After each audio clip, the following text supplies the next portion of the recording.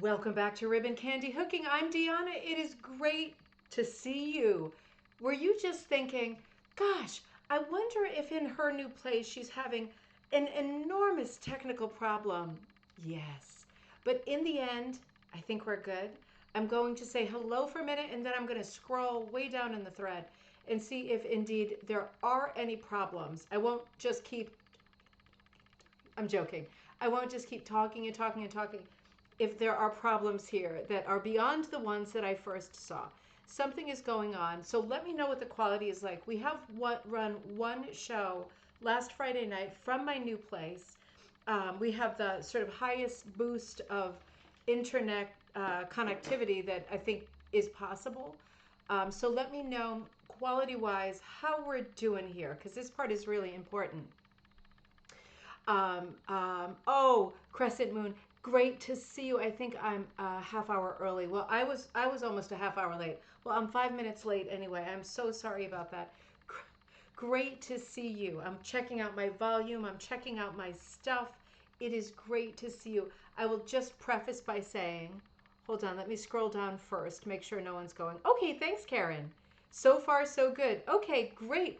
Wow. So this will all get better, right? I'm figuring this all out. I just wish that you could be standing next to me right here. I wish you all could be standing next to me right here and looking at this nonsense. It is such nonsense. I was trying to get to the camera to push it back so you could see more of this vignette that I have set up. Remember some of these old friends? Remember this old friend? Right, she's from our past Halloween. I know it's not Halloween. I know it's not, but we are at the end of September and there isn't very long, and I have lots of stuff like sheep with nails for legs. So obviously I need to display that. I'm going to make the vignette so much better, but maybe you see some of our old buddies. Do you remember this buddy? Things that I added over time and put on the mantle behind us. Her lips have like safety pins. It's a bit sinister, isn't it? A little stitched nose. All of these fun things. You know what I found in all of the hundreds of boxes that I've been going through that are in the garage and in the studio and downstairs and in all of the respective bedrooms. You know what I found? Nothing. Nothing that I was looking for anyway. I found this stuff and that's about it. So it's still a crazy time for me here. I'm catching up with orders. I actually dyed for the first time yesterday, dyed wool. I recorded a video and I don't think I got it up for you yet. Today was crazy too, but I'm going to put that up because I feel like I solved quite a problem. I'll give you a little preview of what I mean. I feel like I solved quite a problem. I'm in a little breezeway room here, and there is a big space downstairs for me that it's an unfinished basement that we will finish. But I think I'll remain in this breezeway because it's remarkably unbreezy right now. It's very stuffy and hot. I was just opening some windows and tripping over. I tripped over a Swift that I kicked across the room. I tripped over the old camera base and a bunch of rugs, and I just kicked everything out of the way because I thought speed is the key here, right? And a little bit of stress relief too. But I'm going to try to work on my dyeing in here, and I'll show you the whole video later. But I was really struggling with I don't want to dye in the kitchen because our last kitchen was like just blitzed with dye. I mean, we got a lot of stuff out with that miracle sponge, right? That is like the best invention in my lifetime.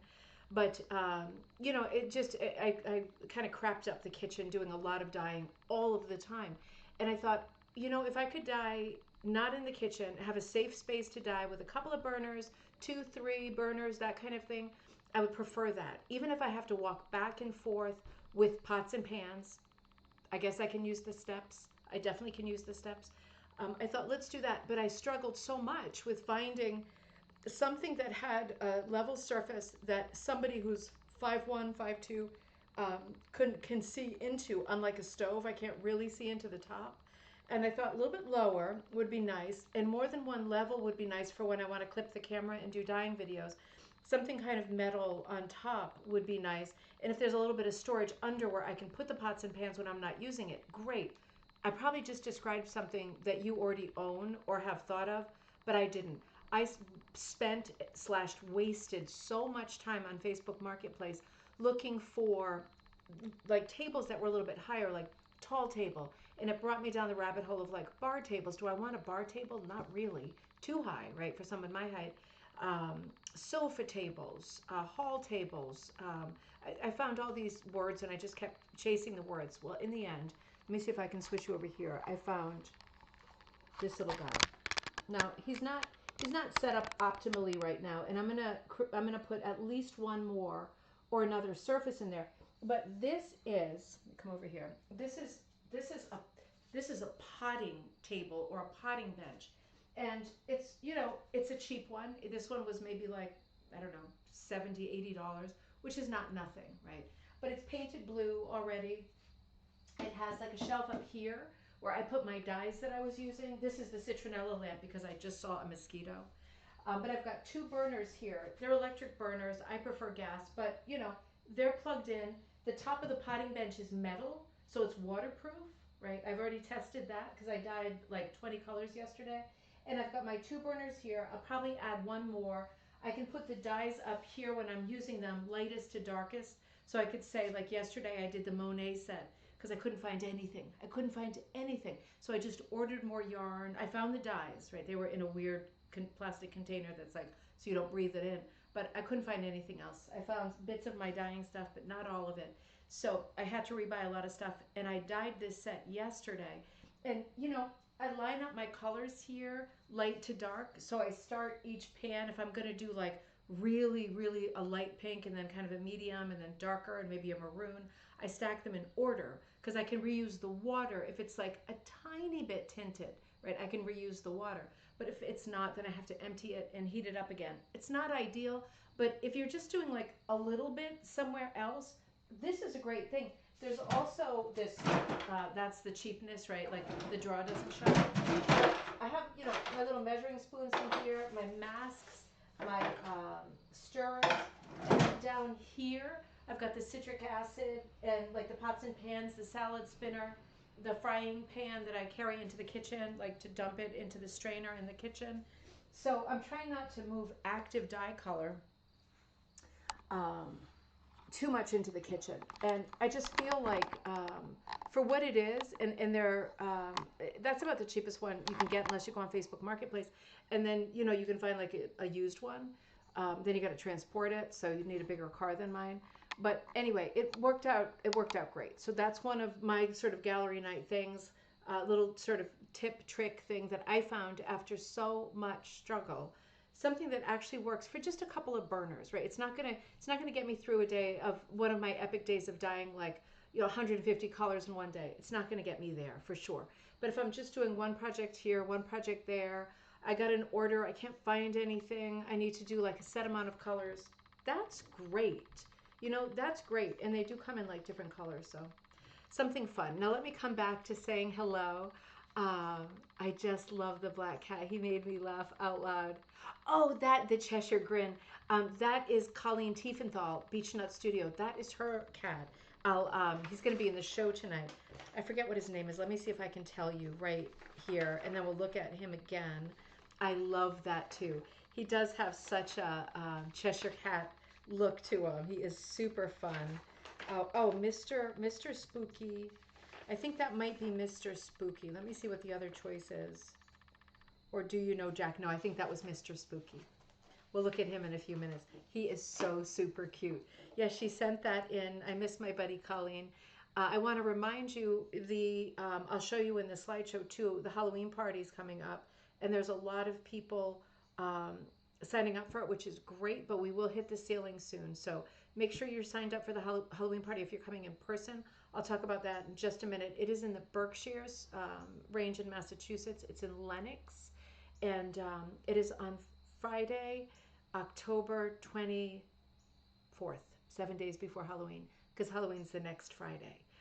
So that'll be a lot of fun. I'll tell you about that in just a minute. But I was hoping that Colleen would be able to come again this year, but she just can't make it work. But we are having, I'll be there. Kirsten might be there. I'll definitely be there with a bigger sort of stall than you're used to seeing me with, because I'm feeling it this year, and I don't have to do the book thing this year. That'll be again next year. So I'll be there as a vendor. Maybe Kirsten, definitely Naomi from Ravensgate Primitives.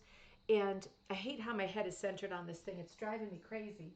And our buddy Haley of Loop by Loop, right? So isn't that great? You see, I've got problems over here. I've got to get everything right. It's not happening yet. I've got my rug hooked pumpkin pillow ready to go. And look at this little deer heart. I completely forgot about some of this little stuff I have. Do you remember this little one? I lost her, I think, last year, that little small witch.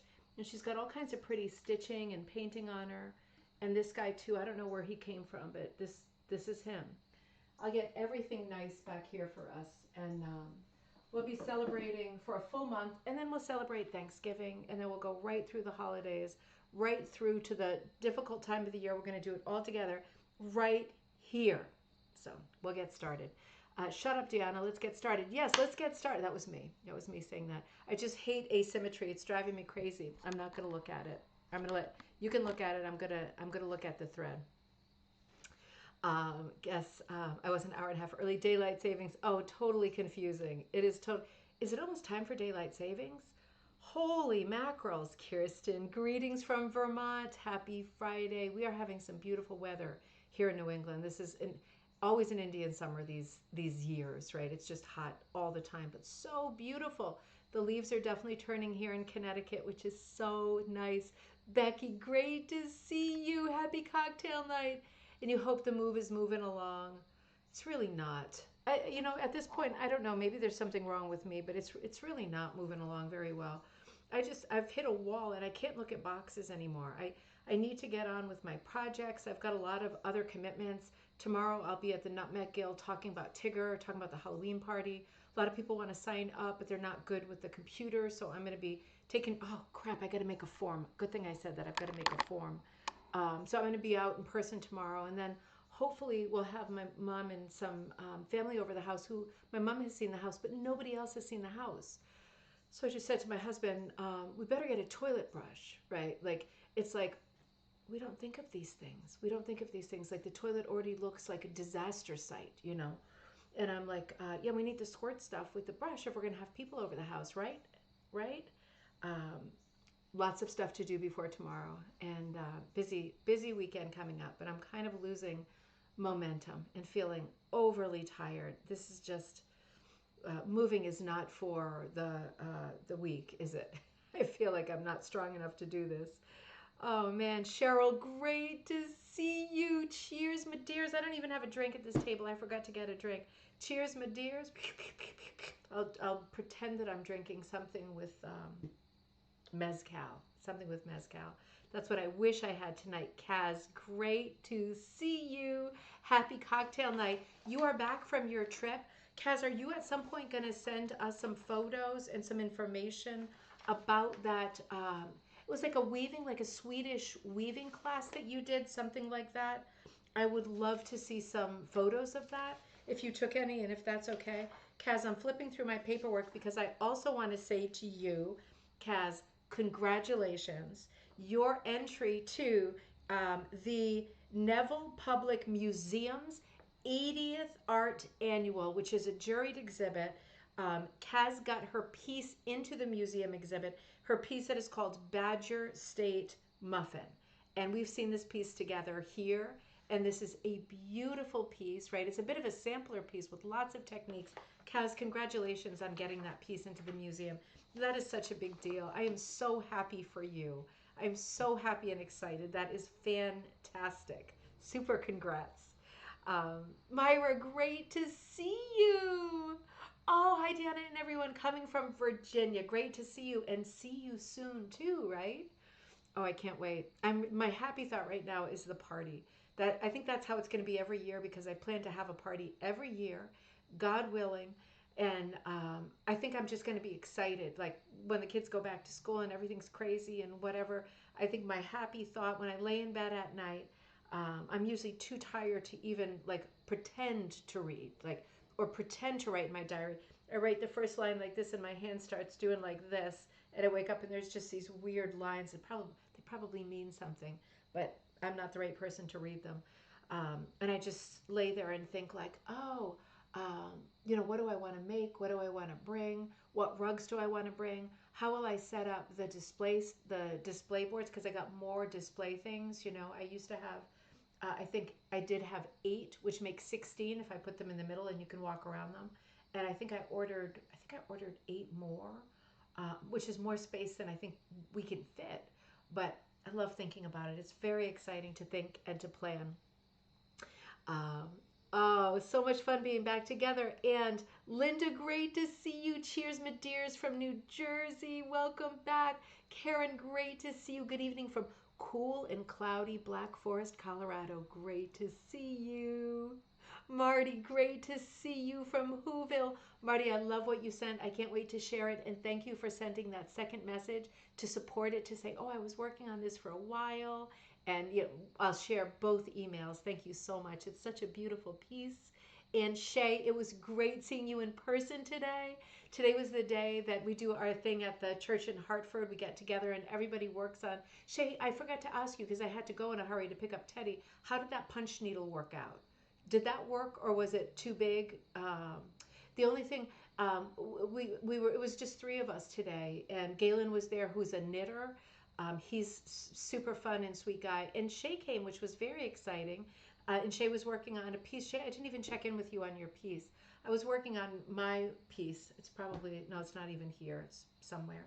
Not very exciting. But at one point, Shay said she was, threading a punch needle, like not an Oxford one, a different one, but it threads the same way, where you put the thread up through the channel of it. But the tip of it, it's one of the ones with an interchangeable tip, like you can swap it out or just change needles.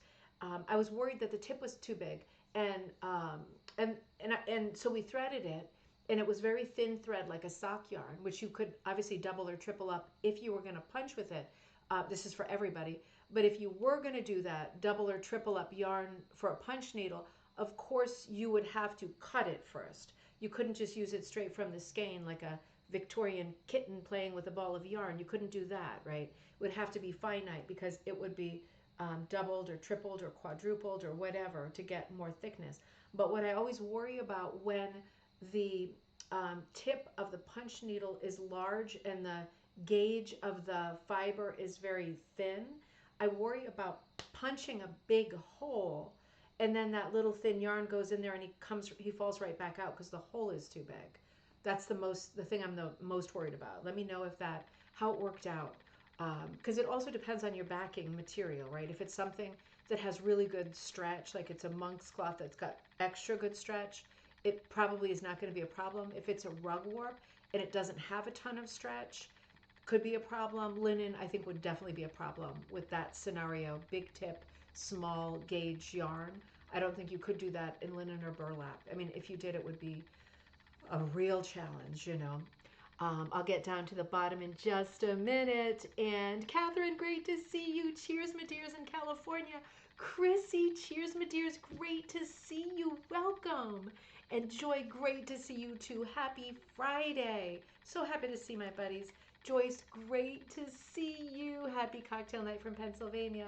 I got to see Joyce on the way to Starter Village this year. That was one of the great things about taking trips and traveling, is being able to work things out with you all. I don't get to see you, or I don't get to see you all the time, at least. It's so nice to be able to, thank you Waze, right, the app on my phone. It's so nice to be able to figure out how to make stops and visit with people in person. I want to do more of that, and I plan to do more of that. Doris, great to see you. And you say hello from warmer Missouri after a taste of fall temperatures. Oh, cheers, my dears, to you too. I know it's super chilly, but then maybe it's me, maybe it's menopause. It's like super chilly, and I think, oh, this is so nice. Then I'm like, oh my God, and I'm running around opening up the windows, and the fan is blasting. Oh dear. Thank you, Karen. I'm loving it. I just can't wait to add to it. And I got to figure out how to frame it a bit better so you can see more stuff. Ryan, great to see you. Happy Friday from still hot North Texas. Hard seltzers and moving tonight, new floors. Oh, that's fun. I mean, that's a backbreaker, right? But that is fun. Oh, that sounds great. A chance to reorganize my rug making materials. Peace and love to you too. That is fun, isn't it?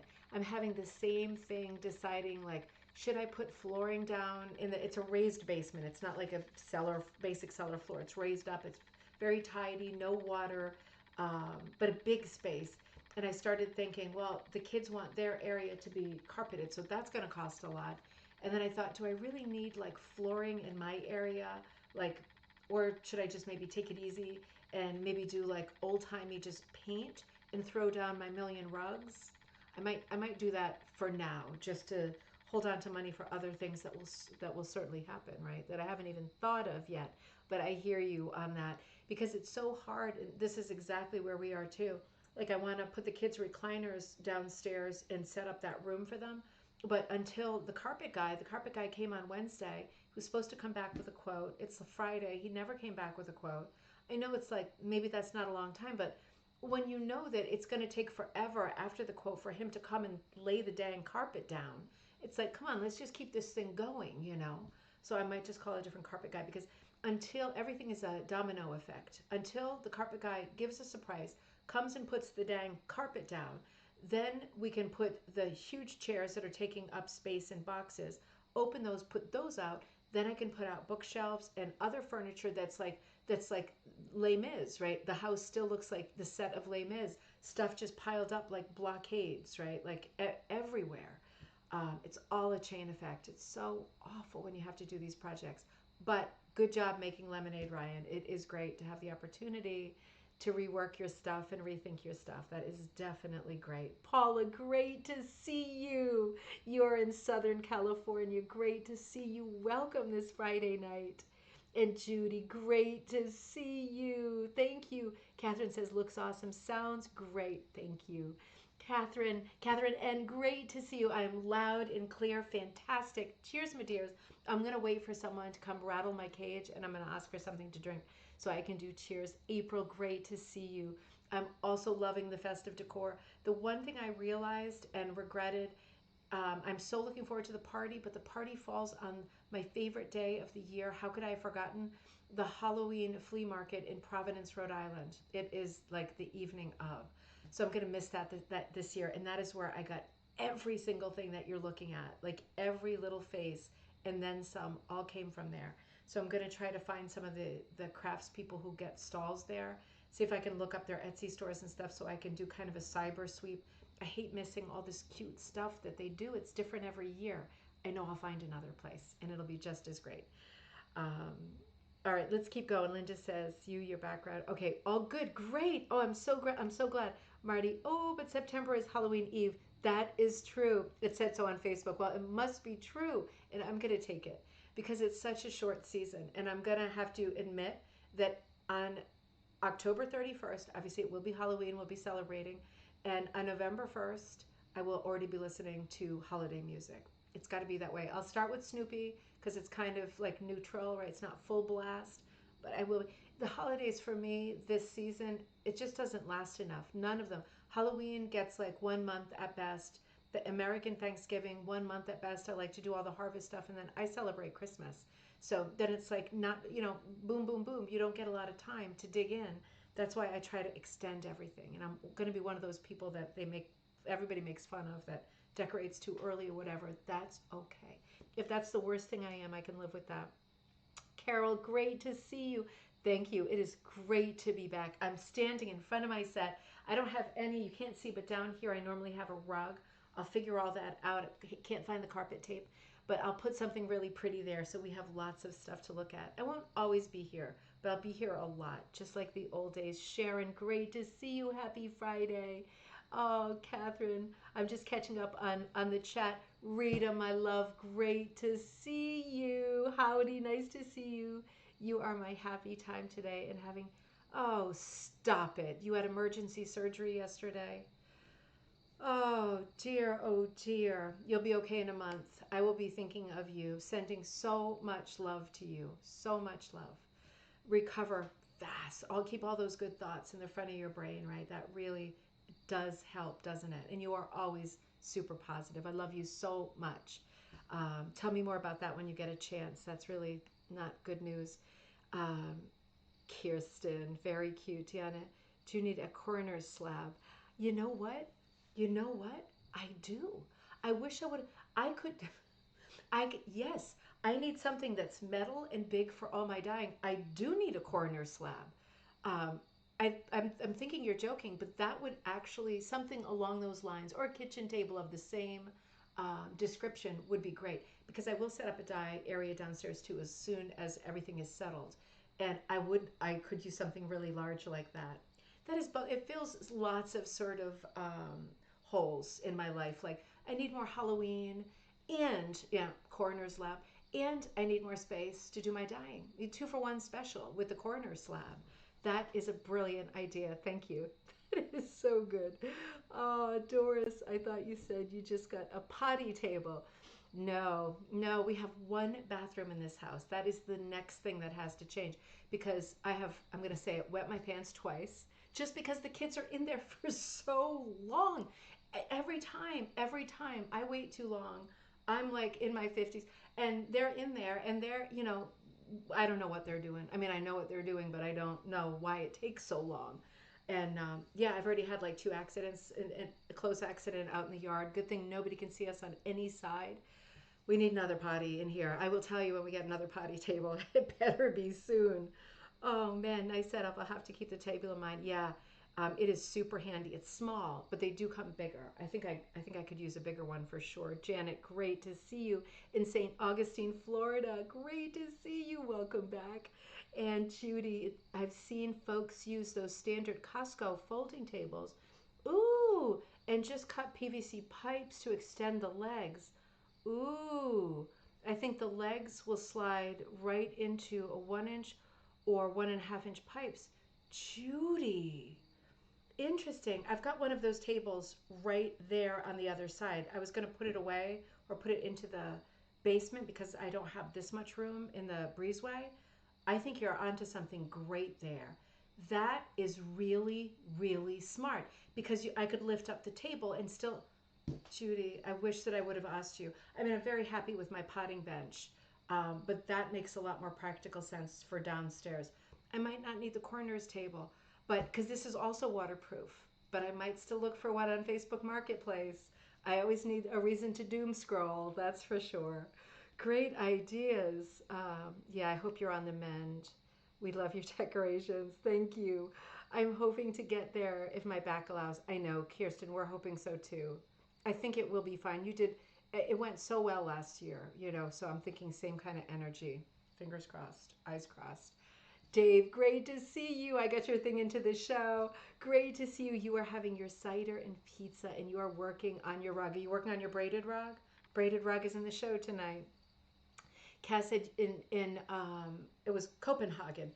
Was it in Copenhagen you took the class? You were working on Flemish tapestry weaving.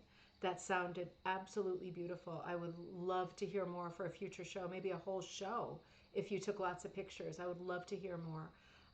We could even do like a live show if you wanted, where we're both on. I would love to hear about it.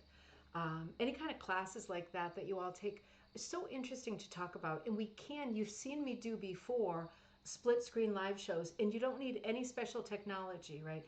I bring you in, with a link. You don't need to, it's not Zoom, it's not something you've never heard of.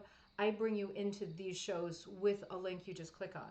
And then as long as you have a camera on your computer or whatever, usually works, and we practice first. So if any of you have things that you want to show or share, you took a class, you went somewhere fun, you want to talk about something, you want to be on a live show, we can do that. And I can even exit myself like this and just have your background be the screen. I can slide our windows over so that it's not just my face and my mouth all the time. We can always do that. So think about that, because that helps me a lot too, when people have ideas for things to do on live shows, because content takes a lot of time, as you can imagine. Yeah, Kaz, I'm so curious. And Crescent Moon Pie, have you ever hooked logs in a roaring fire to put inside the mantel place behind you? That is clever. I have not hooked that. I did hook, remember dumpster fire? I did hook dumpster fire, was a raging fire. But no, I have not hooked logs right down here, right? This open space here. This is just a rug over here. But I have this big open space, right? And that's where I used to have a rug. And I just had a different setup. It was looking down on me more in a more flattering way, right, from the top. And I had a rug back there. So I really should think about that. I have never hooked a rug to fit into a mantle, because of course this is a fake mantle, of course, right? Well, you just saw that it was a fake mantle, but I love these, and I find these on Marketplace. I with something this size, it's a nice old thing, right? This house is 1960, but this beautiful mantle with the dental mold, this is a much older thing, and I love having it. Um, I haven't hooked a rug for a mantle, but for a fake mantle. But what I did do when we lived in Amsterdam, I got all of my books out. Right, this was before the era of people buying books just because they have a blue spine. I got all my books out. We have a lot of books, and I created like a pixelated. Like I put all the dark ones on the edges, and in the bottom, in the center, I put everything that had like a red, orange, yellow spine. And from a distance, it looked like a pixelated fire. It was super cool. I've done that, but now I'm a hooker, so it is possible to hook something that's a fire. That would be really cool if I ever push this setup back, lower my table, which I can do, and sit in a chair here by the fire. Wouldn't that be fun? Oh, we should do that when it gets closer to Christmas. Alrighty, I'm still catching up here. Janet says, congratulations to Kaz. That is a big congratulations in a museum. That is exciting. Catherine says, congrats. Kaz says, thank you. Shay says, you're still testing out the punch needle. I think it will work with thicker yarn. Okay, let me know if you have any problems, because if you want me to bring something different for you, if you're going to go to the Nutmeg Guild tomorrow, I can bring you a different punch. If you want something else, you let me know. It was great seeing you. Ryan says, already planning to make a new rug, a t-shirt runner for my new floors. Make sure you take pictures for gallery night. I can't wait. You are so good with using t-shirt material and different materials. I cannot wait to see it. It will be so beautiful. Colleen, there you are. I was just talking about you. Hello in Maryland, where the weather is finally perfection. Hope it lasts, right? It should last for a while. And oh, great to see you, Gail. Great to see you too. Good morning in Australia. Great to see you. Welcome back. I'm not joking. I have a cadaver drawing class, and these tables are awesome because you can adjust them for your height. Oh, that is a good thing. That is a good thing. The table I'm at now, I can't, like this small table, but I found it on the side of the road, so I can't complain. And I got this other thing on Temu. I know everybody hates Temu, I know, but it was a local thing. It came locally. I don't know where it originates. Nothing originates from here. Bad news, right? But I have this cool stand that you're on tonight that is like a podium with two levels. And one of them is like a tilted easel, like a lectern stand that you can adjust the height. And then there's a shelf behind it, which I don't even know what that's for, maybe a projector. And it's smaller, but you can adjust that too. So I have my camera stand on that. I have you on this, and I can adjust both levels. Something cool, right? For something like this, something really cool. Well, if you spend enough time doom scrolling on the phone, you do find good, useful things. Amazing. Carol says, just made it. Greetings from central Wisconsin. Great to see you, Carol. You have a beautiful piece in the show tonight, too. Oh, Mom, I thought you wouldn't be here tonight. Great to see you. Almost forgot to log in. My mom's been away on a trip with her buddies, but I'm here with a bowl of ice cream. Almost as exciting as a cocktail. It's at least as exciting. Just pour some rum on it, and you've got everything in one bowl. Cass says, I will post photos on our Facebook group. Fantastic. Susan, great to see you. Welcome back. Super great to see you. So let's get started. I'm so excited to see everybody, and I'm so excited that this worked. I was really worried that something was going to happen tonight. Let's come over to the slideshow and let's see what we've got going. I will keep an eye on our thread, and I will try to keep an eye on the conversation. Let me tell you all of the things that are going on right now. One of them is a wacky one. So do you remember this piece? This isn't a very good photo. I took this inside the church today because at my church there is an exhibit of stuff. This is the piece that was in Magpie 1, the cameo of Gertrude Jekyll in the center, the famous Victorian gardener, was painted by my mom. Thank you, Mom. And around the edge, this is a blueprint for a garden that she designed, right, in the very early 20th century. And I made all of these circles, which represent bushes and where plants went, with silk neckties. And this was one of the projects that I put into the first Magpie. It hangs on a yardstick with some tassels. I had this up at the church, and this sold immediately, but the sale fell through for some crazy little reasons, And I just realized that this piece, the show is about to come down. If anybody is interested in this piece, it is available. It is $250, and half of that goes to the church. Half of it goes to me, half of it goes to the church. The other piece, Dumpster Fire, also sold right away. But this piece is available again, and I hate to take it down, roll it up, and put it into storage because I don't have anywhere to hang it. I thought it was sold. I absolutely love this piece. It marks the beginning of Magpie Times magazine. It's also part of a great fundraiser for the church. If anyone loved this piece, colors are off in this photo because again, it was very dark in there. Nobody was there today but me and in our group. So like the lights were off and everything. So I kind of pumped the lights up on my phone. But if anybody has loved this piece, it is available. Just let me know. I'll put you in touch with Carolina, who is she's the girl who works in the office, and you can get it over the phone, and then I could send it to you if you want it. She could send it to you, or I could send it to you. Shipping on something like this is going to be about $10. It's fabric and it rolls. So just wanted to let you all know first before I put it up in the Facebook group that this is available again, and I'd love to see somebody get it who loves ribbon candy hooking, who loved this piece when they saw it in Magpie Times, ideally. So that's available. Send me an email if this is something that you're like, oh my God, second chances are great. And I will hook you up with Carolina. In the meantime, remember how I'm going to come back to you first. Remember how during the middle of the move and everything, like the day that we moved here, I had a call with Rug Hooking Magazine. I have regular calls with them. And I didn't want to cancel it because I thought, I had my camera, found the computer, I could do the call, and I was so close to canceling it because I was in such a bad mood, but I didn't, and it was good because we always do a lot of productive talking. Stuart, who is like the big boss of the larger brand, the editor of the larger, Ampre publishing house that publishes a lot more than Rug Cooking Magazine, always with him, and Caitlin Danko, the new editor of Rug Cooking Magazine. We do, the three of us have a meeting quite often and talk about where the industry is going, what could be better, how we can cross promote each other, because Rug Cooking Magazine has a very different base than I have, right? So even though a lot of us subscribe to Rug Cooking Magazine, it tends to be very, very different people are committed to the different brands. So we talk a lot and cross over a lot because our shared goal is to make sure that rug hooking thrives and grows and endures and and has a great legacy, right, long beyond our lifetimes. So we were talking about, they were saying, well, what have you got going on? And I said, I've got my Halloween party going on. And they said, oh, can we figure out a way to horn into the Halloween party? And I said, well, sure, you're welcome to come and represent with whatever. That's expensive, right? So they were like, well, I told you part of this last week. They were like, can you do it like a partial live stream? And we settled on that. So I said, yeah, I'll do a partial live stream. I'll give you all the details, but I will do that. I'll set up a partial live stream. I just sent them all the copy to advertise it. And I said, I will do a pattern for you that you can put out. It's for us too. So you're going to see that right now. And it'll be, I think it's on Ribbon Candy Hooking now. If it's not, it'll be on later. But it's one of the free downloads, or it will be tonight when I log off.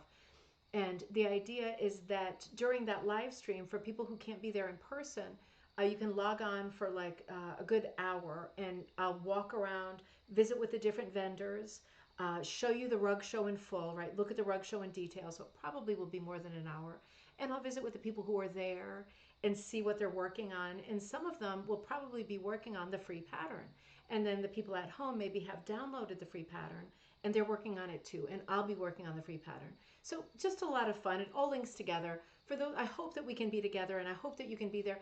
But for the times when you can't be there and we can't be together, this is a fun, it's a sloppy second, right? But it's a fun option, right? So then as soon as I said yes to that, I thought, oh, Christ, what am I going to make for the picture? Because I have done so much Halloween stuff, as you know. I have so much stuff ready for the Haunted Rug book. I didn't want to dip into that because I'm very happy, not the Haunted Rug, the second one, the Mystic Carpet. And I thought, got to do something really, really simple. So this is where my head went. Now, nobody's seen these pictures yet, except for I think Kirsten, Barbara's seen them. A couple of buddies have seen them, but I struggled for an entire day with this design, and I'll tell you why. This is my part of gallery night, and I'm going to hash out how does stupid work, right? This is how stupid works. So I was chatting with Barbara first, right? I was chatting in the morning with Barbara. She said, just do a dang crow. Everybody loves a crow. And I said, okay, I'll do a crow, but I'm not going to do a crow wearing a witch's hat, right? I am like, I'm not doing that. Like, I've already done that. I'm not, no more crows with witch's hats for me. Well, so I immediately drew a crow with a witch's hat, and then and Barbara's advice to me was, you know, keep it simple and keep it universal. Don't go off on a bender and do something really wild because it might not be attractive to the most people. And I said, no, I know. We can talk to each other. However, right, we're such close friends. And I said, I know what to do, right? Leave me alone. I know what to do. So I immediately drew the one on the left, and it was the crow with the hat in the popsicle stick trees, which I consider like, you know, a ribbon candy hooking iconic shape. I love to do popsicle trees, and I do it a lot. And then I drew the pumpkin, and I said, don't draw a face on the pumpkin. And then I drew a face on the pumpkin because it's a pumpkin, so it needs to have, you know, it needs to have an expression. So I drew that, and I sent it to Barbara, and she said, you know, I love the design, and it's very ribbon candy hooking, but I don't think it's going to appeal to a ton of people. And she said, you know, at the end of the day, you do what you want. You got to do you. Thank you so much. But tell Teddy to come out and Jossie come out and say hi soon. Um, but she said, you know, at the end of the day, and I think this is a very good point because I really struggled with this for myself, and I know that you all will understand because you're part of the brand. You are a huge part of the brand. You know, on one hand, it's like I want to be true to myself and create patterns, particularly ones that are reaching an audience I don't normally have, like Rug Cooking Magazine's audience. It's like 30,000 people that I don't necessarily, that don't know I exist. So I want to do something that really represents ribbon candy hooking and is super cool and funky and like, you know, says ribbon candy hooking. But Barbara perfectly pointed out, but if I do something that's too wacky, then people might look at it and go, oh, I've heard of ribbon candy hooking and I didn't think it was for me and it's not for me because it's really wacky. And then I lose, it'd be much better to put something out that's a little bit whimsical, that's kind of like meet you in the middle. And so people might say like, well, I thought I wasn't a ribbon candy hooking person, but I really like this pattern, so maybe I am. It's better for me too, isn't it? So we had to go around in circles for me to get there because I'm such a pig head. But at the end of the day, I sketched the one on the right. She said, this is better, but I think he really needs a hat. And I said, I'm not putting a dang hat on the crow.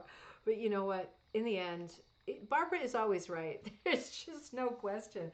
I always go, you know, I know she's right. And I'm like an, impertinent kind of child that you have to go the rounds with me. That's my close. Kirsten knows this story. My close friends get this. I just go rounds of craziness, and it sometimes seems eternal and annoying and frustrating. But in the end, I usually get there. I really love this piece, and I'm going to hook it quite large. So this is a free pattern that will be up later tonight. I don't think this one is up yet, but it will be tonight. So and you will see it come out if you get correspondence from Rug Cooking Magazine.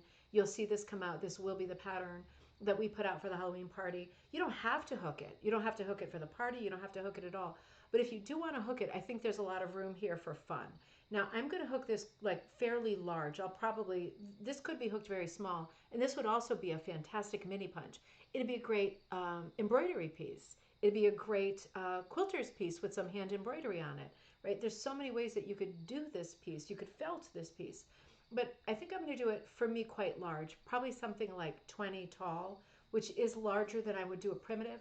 But I see the possibility with the tree, with both trees, of doing a lot of like fancy fiber stuff, like a lot of really wacky ladder and eyelash yarn, you know, put a lot of texture in. And I want it to be big because I really want to create a background that is almost like that I've built with lots of crazy fibers. So we'll see how it goes, but this is going to be available to you too. I'll put it up on Ribbon Candy Hooking tonight. If you get stuff from Rug Cooking Magazine, you'll get the text I sent them yesterday, and you'll get that pattern as well. So it'll be there for you. And this is the advertisement for the Halloween Howl in Lenox, Mass. If you want to go, this is on the front page of Ribbon Candy Hooking. There's the scan thing there. Also, you probably can't reach it on your screen. But the details are all there, and I will be promoting this tomorrow at the Nutmeg Guild, so there'll be more sign up tomorrow. We'll be using the labyrinth room that you see at the bottom right, which I think is super atmospheric, and all of Fellowship Hall. It'll be a lot of fun, and I really hope that you will be there. Now, let's get on to things that are bigger and better. Marilyn, you sent me something wonderful, that I really love for so many reasons because it is as cute as a button, a little masterpiece. And I say little because I know the size. This design, and I forget what I called it, but this was a free pattern on monk's cloth that I put into the swag bag for last year's party. Now, last year's swag bag was absolutely crazy, and I accidentally lost a fortune. So I have to be very, very careful this year with everything, because that was like crippling right before the holidays. It was my own fault for doing a lot of stupid stuff, but it was an, I think, epic swag bag, and this was one of the many things that was in it. And I had not seen anybody actually do it, so I know that it's little. I'm looking at my hands and I'm thinking I think it was about maybe 6 or 7 inches across. It's a mug rug, right? It's like a little coffee mat size, but it's a little sheep that's on this sort of circus cart. No enclosure, right? I don't like enclosed stuff for animals. And then the two pumpkins, like at different angles, are the wheels. And it was a small piece, and I in that swag bag there was tons of fiber as well. And it looks like Marilyn used some of the fiber from that to do this little sheep. And I just think this is just absolutely adorable. I am so in love with this. It made me so happy and proud to know that at least one person did it and that it came out looking like this. I was really, really excited when I saw this. Marilyn said, "Hi, Deanna. I thought you would enjoy seeing the finished pattern from last year's hooking event at Stockbridge at the Red Lion Inn. Now, this year it is at the Church on the Hill in Lenox, Mass., one town over. Super, super close. So fun to make since I used your hooking material, which I don't typically use. So much fun to pull together. It was a lot of yarns in there. It was like a bat. It was like a yarn holder bat that had yarn coming off of his wings and tons of it. It was like, I think, 12 different kinds. And everybody had different ones. Makes me want to do it again. I'm not saying I'm not doing that again. I'm saying I just have to brace myself. And I have had some offers of help for people to come out here to where I am and help me get this stuff together, which is very, very kind because it's super time consuming. This looks so good. And Marilyn says, I'm big on table mats, so I added backing, which is the second photo. In case you're wondering what it is, let me show you the second photo. Beautiful backing, isn't it? Looking forward to this year's event, which I hope I can attend. Oh, me too. I really hope you can come. It really was such a lot of fun, and it will be such a lot of fun again. I need some help brainstorming on all of the swag stuff or the raffle stuff or whatever we end up doing. Marilyn, thank you so much for sending that in. That was so beautiful, and it gave me a super thrill to see that piece done. I loved it. And this piece, Becky, oh my God, pieces plural. Sorry, this is pieces plural. Becky writes, I hope the moving is moving right along. Holy moly, listening to you last Friday night made me exhausted just thinking about it. One step and a U-Haul at a time. Yep, one step in a U-Haul. You saw the picture that I posted, the crazy picture I'm falling off the back of the U-Haul. That was staged, of course, although I could have easily had a massive fall because I was so exhausted. Oh dear. Becky says, I'm sending in my Caswell squares I finished for gallery night. They are all 11 by 11, and all were chosen by my husband, children, and their spouses for themselves and their kids. Wow, that is a great idea. That is such a great idea because, yes, you're putting them together for this project and this challenge, but at the end of the day, different people will get different ones and they all match. So it's like they all have something in common that you made them, that they're part of the Caswell carpet, but they also match each other. What a brilliant idea. They chose their favorite picture and color combos, and I went from there. Interesting that my daughter-in-law is from a Caswell family in Indiana. Oh, that's a coincidence, isn't it? She was very intrigued. My square is, she was very intrigued. My square is the mom and dad birds over the four baby birds. I remember that one over the four baby birds. You have four grandchildren, and those are them picking all whites, creams, etc. For my background, was fun. Oh, that is so. Sorry, I'm looking at that. Oh, I know we've seen that, and I've loved that. I can't believe how much you've done. Um, etc. for my background. So I took my stash down about 1/100th. Oh, I hear you. But hey, that's something. You made progress. And thank you for designing those squares so we could do them. It was a fun project. If the pictures don't work out, let me know.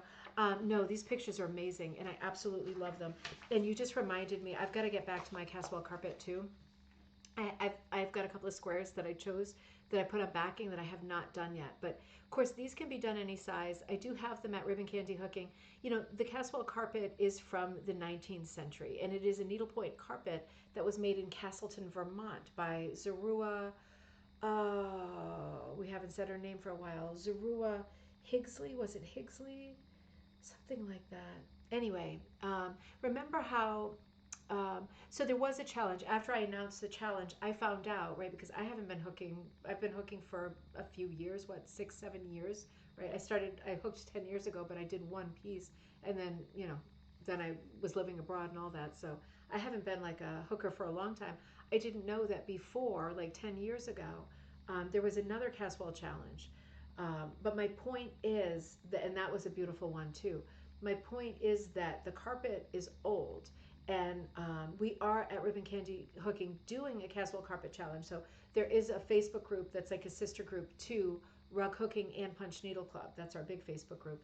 But there's a sister group, where it's just Caswell stuff.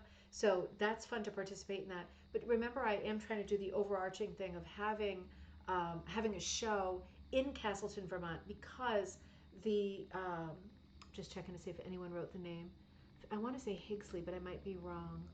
Um, anyway, I was trying to have like a display of them at the Historical Society in Castleton because that house and the house next door were owned by Zerua's family. So she made them there. And she ended up getting married, and she left this big rug at her family house, not at her house as a new bride, because it fit the floor. Everything was like perfect already, so she left it.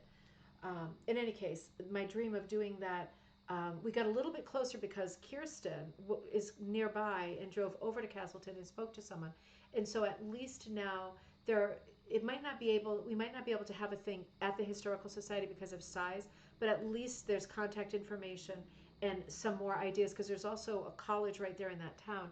There is the possibility of I'm doing my Friday night thing again where I hear a noise and it's like, is that a bear? I'm inside, but breezeway.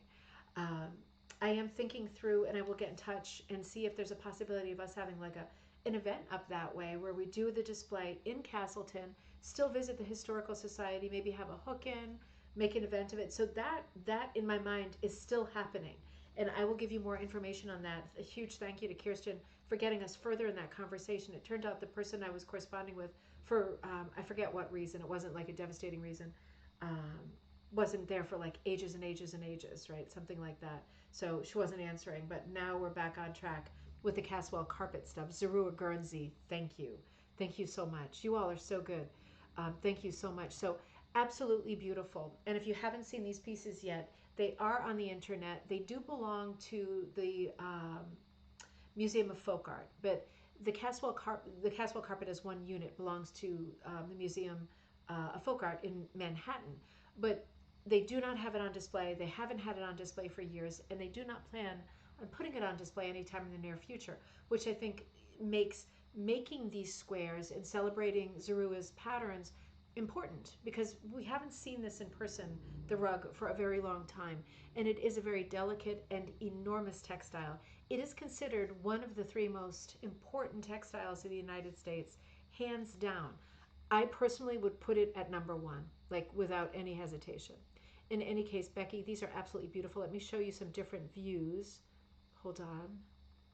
Wait a minute. Here we go. Wait a minute. Let me do some different views here and some close-ups. And it's just fun to know that different family members chose different ones. They are all done so beautifully. And really, the original Caswell is very dark browns.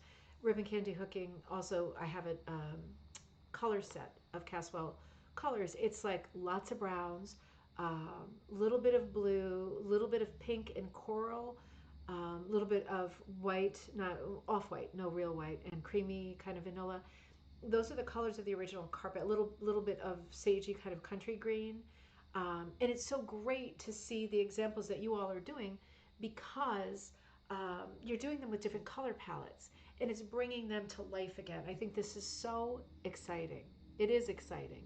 They are all such beautiful pieces, Becky. You just killed it. I'm seeing the seashell at the bottom left. You know, in the one that's very simple, the sort of pinwheel design with the flowers, the heart flowers coming off. You know, I didn't think that is one of the original Caswells. These are all original, you know, designs straight from the Caswell carpet. I drew them with my own sort of aesthetic and my own mindset. I did make small changes here and there to with the hope that everyone who approaches them will have the biggest chance of success doing them, because there were quirky things about each one of the squares. They're needle points, not drums. So I drew them for this challenge. I forget who drew them. Somebody wonderful drew them about 10 years ago for her challenge respectively. But they are in the public domain. So if you are comfortable and confident drawing, you can just go in there, draw one. You can still participate in the challenge. You don't have to buy something from me to join the Facebook group and participate in the challenge. We just want to cover the Caswell carpet because at least this is worthy at least every 10 years for somebody to pull it out and say, look at this work. These are beautiful designs. And Becky, your take on them is just gorgeous. Incidentally, I want to point out that in the first picture, there is one square that's larger than the others, and that was the piece that with the Caswell carpet, that was detachable. And when they were lighting a fire, they would take that piece off because it was right close to the fireplace. So they would take that piece off, further dispelling the myth, and it is a myth, that people put rugs in front of the fire, like hearth rugs. They didn't put rugs in front of the fire when the fire was burning, right? Because it was flammable. There is like practically there out of like, and I did this on a show like a year ago.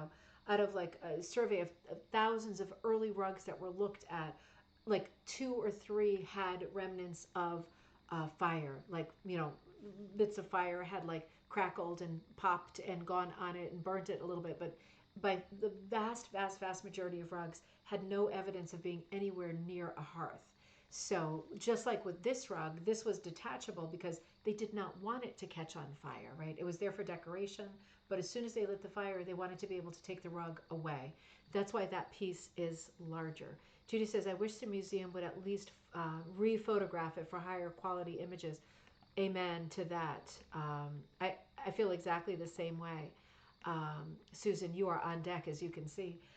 Yeah, I was corresponding with someone there, and I said, you know, what are the chances, like pipe dreams, what are the chances of being able to have it out? So, for example, a group could have a field trip and go check it out. Oh, understandably, they're like, oh, we really can't do that because it's such a large textile. We would have to hire and pay so many people to hold it at the same time, right? They couldn't just, one person couldn't bring it out and just, you know, unroll it. Like it just doesn't work like that with archival stuff, right? So they would have to hire people so that the proper amount of helpers for the size of the piece, which is epically huge, would be there. And it just, for that reason, it's not worth it for them to show it to the public. Most museums will take pieces out of the archive for you if you request it and you give them a reasonable amount of time. Most museums would, because they should, and they understand that that's part of their work, right? That is expected and they're supposed to. But with something like this, but I absolutely agree, Judy. It's like, for goodness sake, take some decent photographs of this, right? What were these taken with, like a tintype camera? I mean, like, come on. Were they taken with a Polaroid and then someone took a photo of the Polaroid? Like, come on. I mean, these are ridiculous. It was really hard choosing lines on some of these to create these patterns because the existing photographs are really poor. I found these glasses at the Restore, which is like the Habitat for Humanity store. Isn't this just a great shape? I should be holding it like this, I guess. It's like a bit of a little goblet, you know. It reminds me of like dinner parties or little cocktail parties my parents would have in the 70s. So cute. Oh, I'm so thirsty. All right, let's get back in there. Susan, it is you. Here, okay, Susan, you wrote, this is a gift to my future daughter-in-law's parents, a parent who just moved to New London. Okay, New London, Connecticut. Great. Many lessons learned on this one.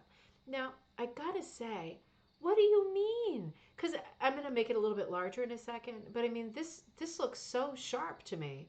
Um, I can't see you struggling. Susan, is this one that I saw? Did I see you working on this in person? Let me make this a little bit bigger. I feel like it is, hold on, let me unlock, and I'm going to make this just a little bit bigger.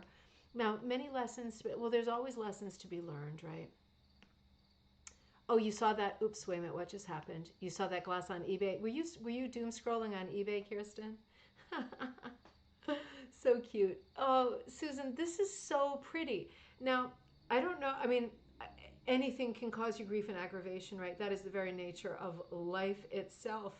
But this piece is so charming and it looks like it came out so beautifully.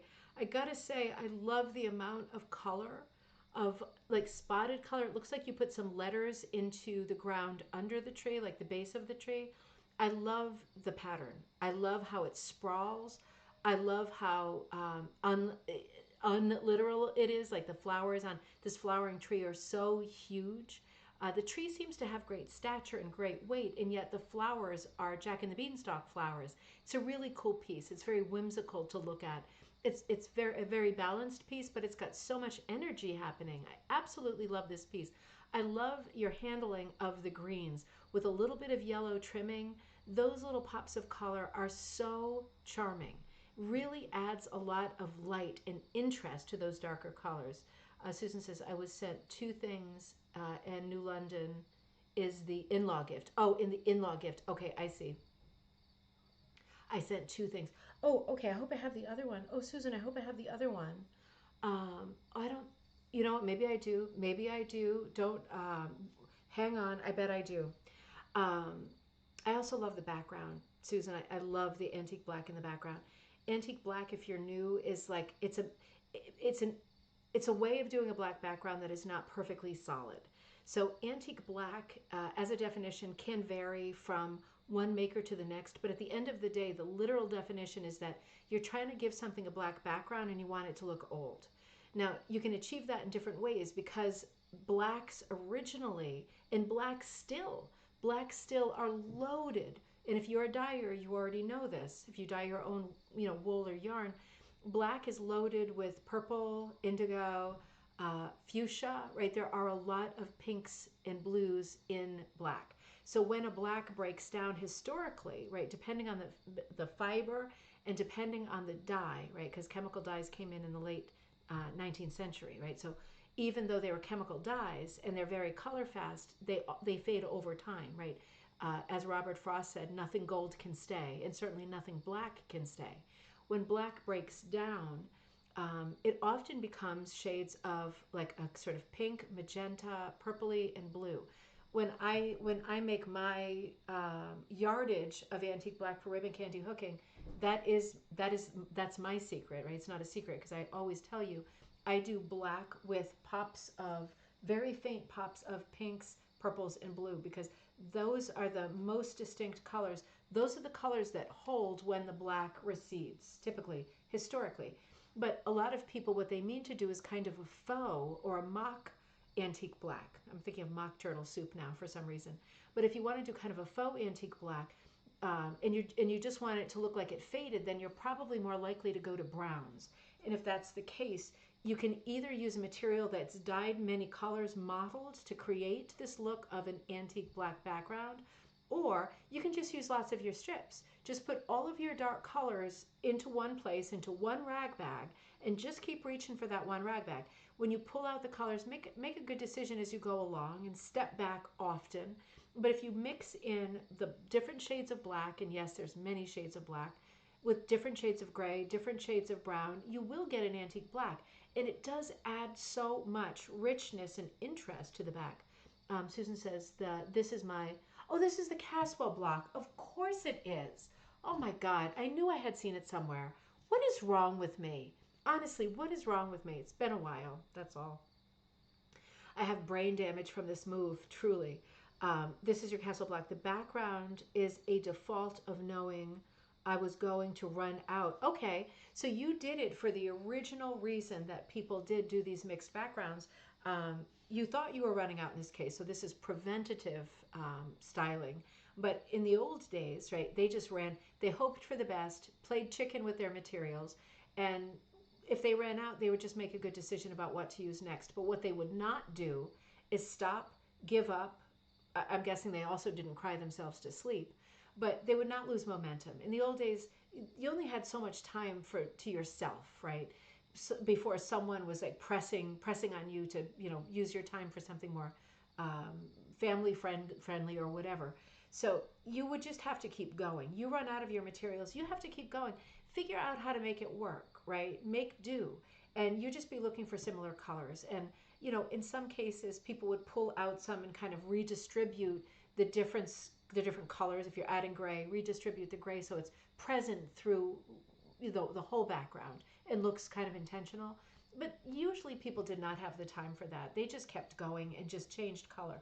And certainly if you ran out of black stockings and you hooked it all up and then you're looking for something else black to cut up, a coat, whatever, you cut up something else and you look at it and you go, oh, you look at it in 1870 and you think, okay, the background looks all black. Good. That's good. That worked. And you wipe your hands of it. Well, you're not thinking that, 150 years later, people are going to look at it and go, ooh, they're all different colors of black because every single material faded differently over time, right? They're all, color fast or not, they fade differently over time. And right, your wool one faded different than the velvet one, or even wool to wool. It's not apples to apples. Interesting, isn't it? Antique black is a whole conversation. You know what I would love to see? I would love to see the stuff I've been looking for in boxes for the last 3 weeks. But besides that, I would love to see a book on antique black. I would love to see that. Anyone want to write that book? Anyone want to write that book and then I'll publish it through Ribbon Candy Library? Something touched my face. There better not be any more mosquitoes in here. I keep cricketing my legs like a cricket because I feel like something's biting me. Ooh, citronella candle, do your work. Oh dear, oh dear. I'd love to see a book on antique black. I think there's a lot to say about it, and I think there's lots of ways to use antique black in compositions and patterns. Something to think about, right? Susan, this is great. Let me scroll to some more photos. Love this piece. Funny that it's the Caswell too. Incredible that I didn't recognize it, but hey, that's me, right? Oh, okay, so you're showing us pictures as you were working on it. Wow. God, the colors are so crisp and bright. When you look at it finished, it has a very rich and antique look. It doesn't look as bright as this, but it is this bright. Really beautiful. Really beautiful. And I love that you said that you were mixing colors as a default. Okay, this is the block, of course. As a default at the beginning, and it had text on it then too. Because it's like one of those topsy-turvy dolls, right? You flip it upside down. It's wearing a pink gingham dress with a white petticoat. You flip it the other way, and it's the Wicked Witch of the West. You know what I mean? It's like it's just looking at it in two different ways. Do you want to do your piece the old school style and just go for it and play chicken and hope for the best, knowing that you might end up filling out the edges or certain whole chunks with a different material?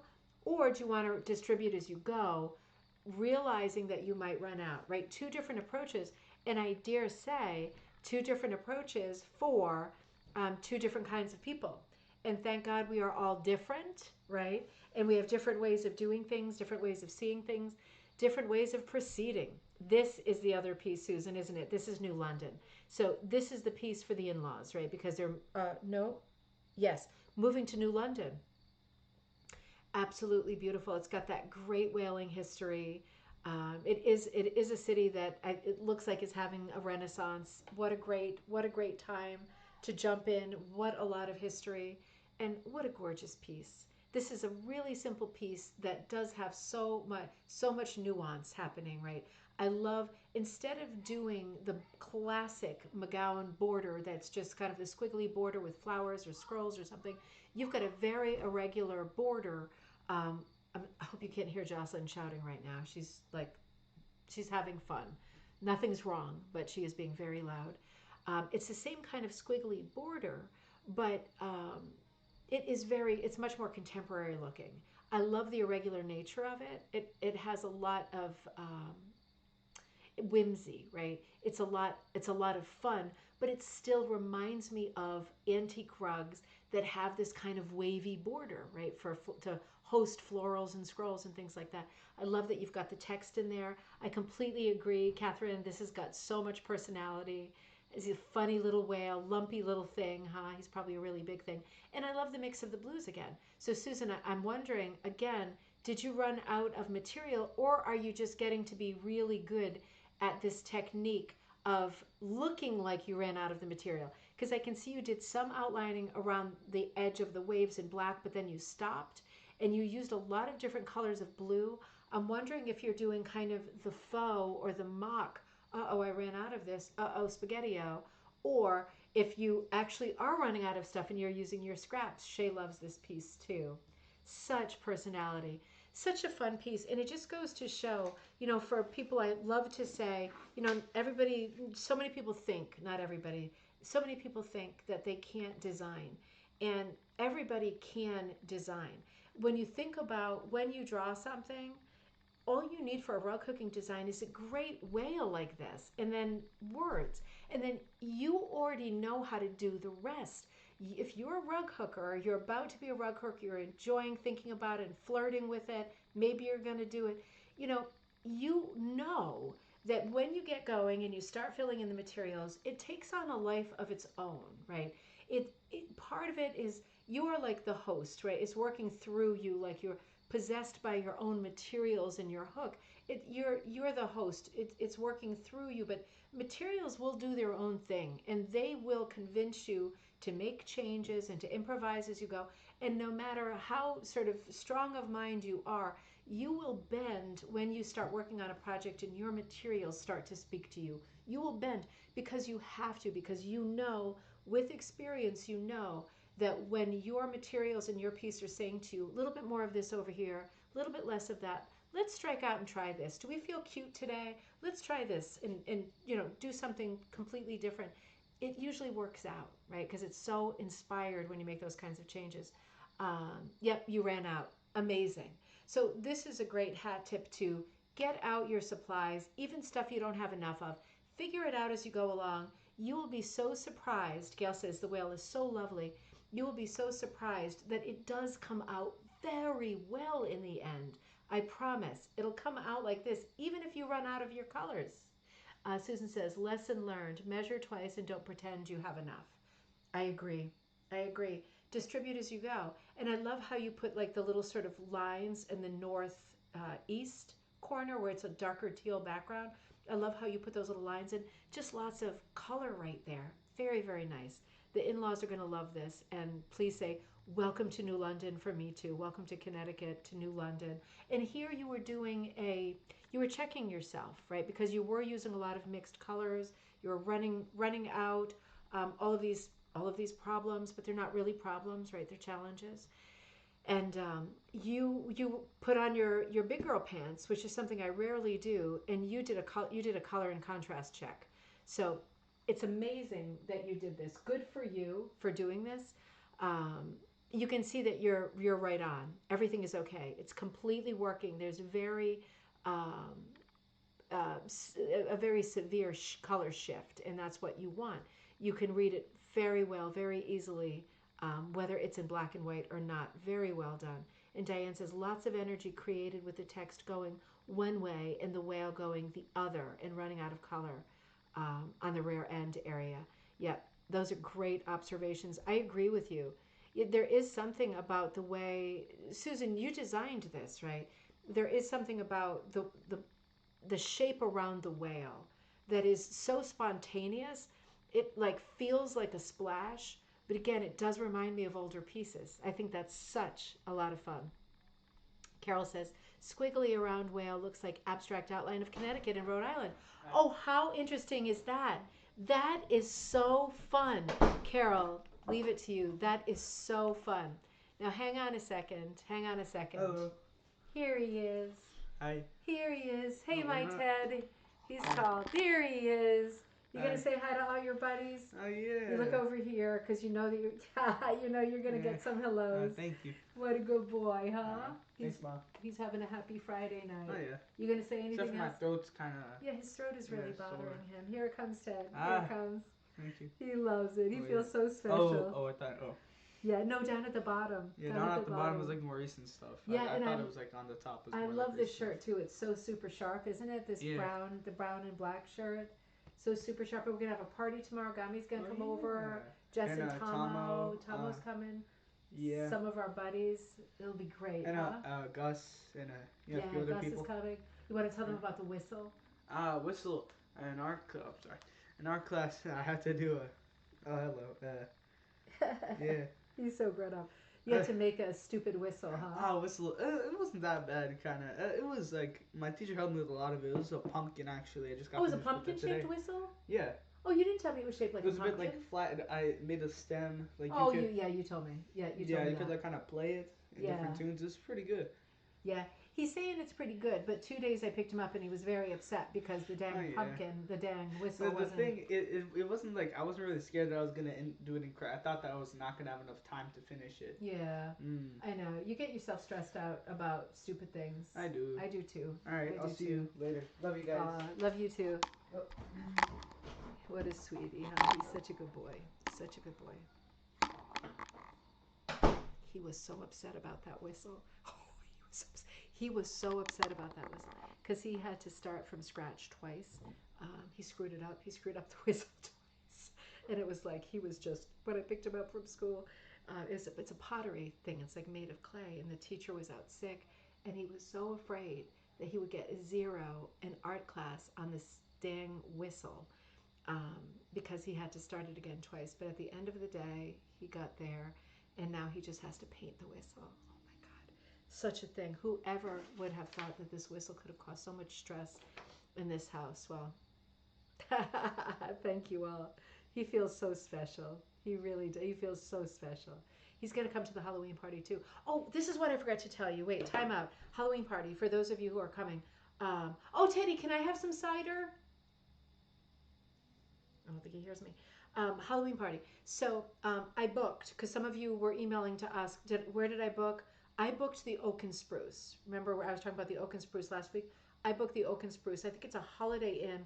It's super nice. It's like, I mean, I love chain hotels, but it is really nice. It has a bit of a ski lodge feel. I mean, the Berkshires is the mountains, but beautiful big rooms with like the living, full living room. You can have friends over and hook. We can get together in these things. A full kitchen, separate bedrooms. I got a 2-bedroom. For us, because I'm going to bring the whole family. I'm going to bring my husband Aryan and the 2 kids, and so you'll see them at the party. And I'm hoping in the evening there'll be time to get together and hook and stuff because the rooms are really big. I'm at the Oak and Spruce, so if you're staying with a buddy, for me, I booked the largest one they had because 2 big bedrooms, and then it also has like the living room and the couch pulls out, so it could even be like more people. But I just want to have the extra room so that we all stay happy with each other, kind of thing. And so, but the room that I booked, being the largest one, was about $200 a night.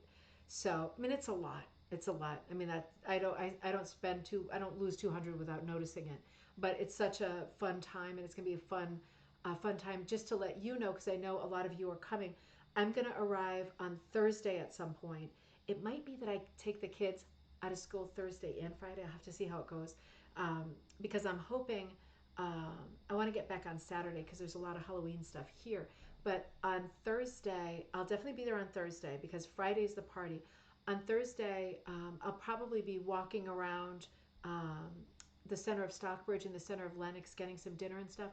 Friday is the party, so it officially starts at 11, but I'll be there earlier, starting at like 10, putting up the screens and bada bada boom, trying to get everything out and done and ready for you. And if you're there early, let me know. If you don't, I don't want you to, carry heavy stuff or anything like that, but you can just help me with like clipping the rugs up and stuff like that. If you're coming and you bring a rug, please bring like a fall or Halloween type rug. Put as many up as we can. So we'll be doing that. And then at night on Friday, I haven't done it yet, but I'm going to book Gnome Keeg, Naumkeeg, EAG. It's the historic house with the huge thousands of lit pumpkins walking through the grounds. I'm going to do that on Friday night. And then on Saturday, my plan in the morning is to go to the Norman Rockwell Museum because besides Rockwell paintings, they're having an exhibit on, I always forget the name of the artist, something White, something W, um, that did the I Spy books. Remember the I Spy books? I used to look at them with my kids. So that's my schedule. I might add to it in either direction, but that's my base schedule, and that's where I'm going to be. So if you're going to be there too, and you're thinking, oh, I hope we get a chance to sit and hook together, I will be at the Oak and Spruce, and there might even be a common room. I'll find out where we can get together. But I think there's quite a few people at the Oak and Spruce, so I think it's going to be a bit like of a summer camp feel. And just made me think that if you're coming to the party and you like saying hi to Ted, you can give him a hug in person because he is a truly a great big teddy bear and he will love that. Joss is coming too, of course, my other little sweetheart. Veronica, oh, he's growing up so fast. He is such a good boy. They are both so great. They really are such good kids. It's such easy kids too. I couldn't ask for more. I don't remember them being difficult kids when they were even tiny babies. They haven't given me a hard time with anything. And now they're kids who are a little bit older, and they're still so fun. I mean, I feel so lucky. I am so lucky. All right, Susan, this is so beautiful, and I can't wait to hear what the in-laws say. They're gonna love it, aren't they? Diane, you sent us something really funny. Well, of course you did, right? You sent us something really funny. Um, so you said, okay, wait a minute, wait a minute. Oh no, don't tell me. Oh no, Diane, where is the beginning of this? Hold on, I'm scared. I'm scared like I lost part of it. Okay, that's okay. Let me grab it on my phone. I'm going to paraphrase for the moment. So let me find this. Hold on, Diane. You sent a funny idea about Saint Clair. And who is Saint Clair, you ask? Saint Clair is the patron saint of needlework. Okay, here we go. So, yeah, somehow I screwed up the cutting and pasting. So, Diane, you wrote and said, hold on. Okay. Um, Hope you're having a great day. I have a fun question for you. Since you equated quilting, this is for me and Judy. I'm talking about Rug Cooking Magazine, like, how we sometimes put quilting and rug hooking together. Since you equated uh, quilting with rug hooking as both being uniquely thrift crafts, I got to thinking as I looked at my St. Clair plaque, uh, if she's the patron saint of needlework slash quilting slash eye strain, that was a very good joke, then by default, isn't she also the patron saint of rug hooking and punch needle arts? And I would say, how can she not be? Could there be another patron? I think you're right. I think we have to assume that Saint Clair, that we can piggyback and enjoy Saint Clair as the patron saint also of rug hooking and punch needle. Why not? No, I don't. No, I found it here. So Diane writes, have you ever heard or seen this mentioned anywhere in your books and research? And the answer is no, I have not. I have not. But I think it's a super charming idea. So you sent me an image. I want to show you. Ask the Pope, right? I haven't seen anything from the Pope lately. I'd love to hear from the Pope right now. Okay, so let's see. So you sent this, and you were talking about different things. That we Diane and I talk about religion. Sometimes touch on that. I have a few buddies because I grew up, Roman Catholic, and I'm a different religion now, but I do love religion. I love learning about all religions. And I do love talking and thinking about saints and the lives of saints. And here is Saint Clair of Assisi, and she is the patron of the quilters and the handcrafters in general. So I think in this plaque, here she is doing her quilting in a quilting hoop. So this is a plaque, right? So this is one way that a person who feels inspired by, guided by, or just loves the company of a patron saint, this is a great way of having your patron saint near you. There are other ways, for example, and these are all Diane's ideas. This is what's called a retablo, and a retablo is like a painting usually done on tin. It's like an altar painting. So whether it's up in a church or whether you have like an altar in your home, you might have a painting or a painting on tin that would be referred to as a retablo. It's a specific kind of devotional painting. There's many categories of these. One of them is called an overdoor. It's a decorative panel, and you can see the piece here at the top, right? The panels of this have all been painted, but sometimes there is like some kind of architectural piece at the top or a salvage piece at the top where there is a specific image in there that could be a devotional painting of a saint, that kind of a thing. So an overdoor. You also see simpler versions of this, like a stave, like a barrel stave over a door. And there's also the ex voto. And the ex voto has a really specific religious meaning. In this case, the story is that an ex voto is something that is made after an incident happens. It's a devotional painting that celebrates a specific patron saint. And for example, this is an actual example. In this ex voto, what happened was that the man that you're seeing was almost killed by a bull, and the man felt that he was saved by a saint, like his life was saved or spared. And so this ex voto was made for Our Lady of San Juan de la Lagos. So it was made because his life was spared and he felt he was protected and wanted to celebrate and be grateful for saving his life. So this was made for this specific, can be a saint, it can be a living person, but this is called an ex voto. And this is like an after the fact, like, oh my God, thank you so much. This is my way of thanking you. This is my Hallmark card, but better. So all of these devotional pieces are interesting to think about because a lot of us are religious. A lot of us just like the idea of having patron saint for company. It is a bit of a funny idea as well. So I did a spin on Saint Clair doing her quilting, and I did a Saint Clair for you that is on ribbon candy hooking. I forgot to link the thing to the show tonight. I will do that later too. But it is on ribbon candy hooking as a free download. And if you are a Patreon member, you have already gotten these downloads today because I've already sent them to you. Thank you always, Patreon members, for supporting me, supporting the brand.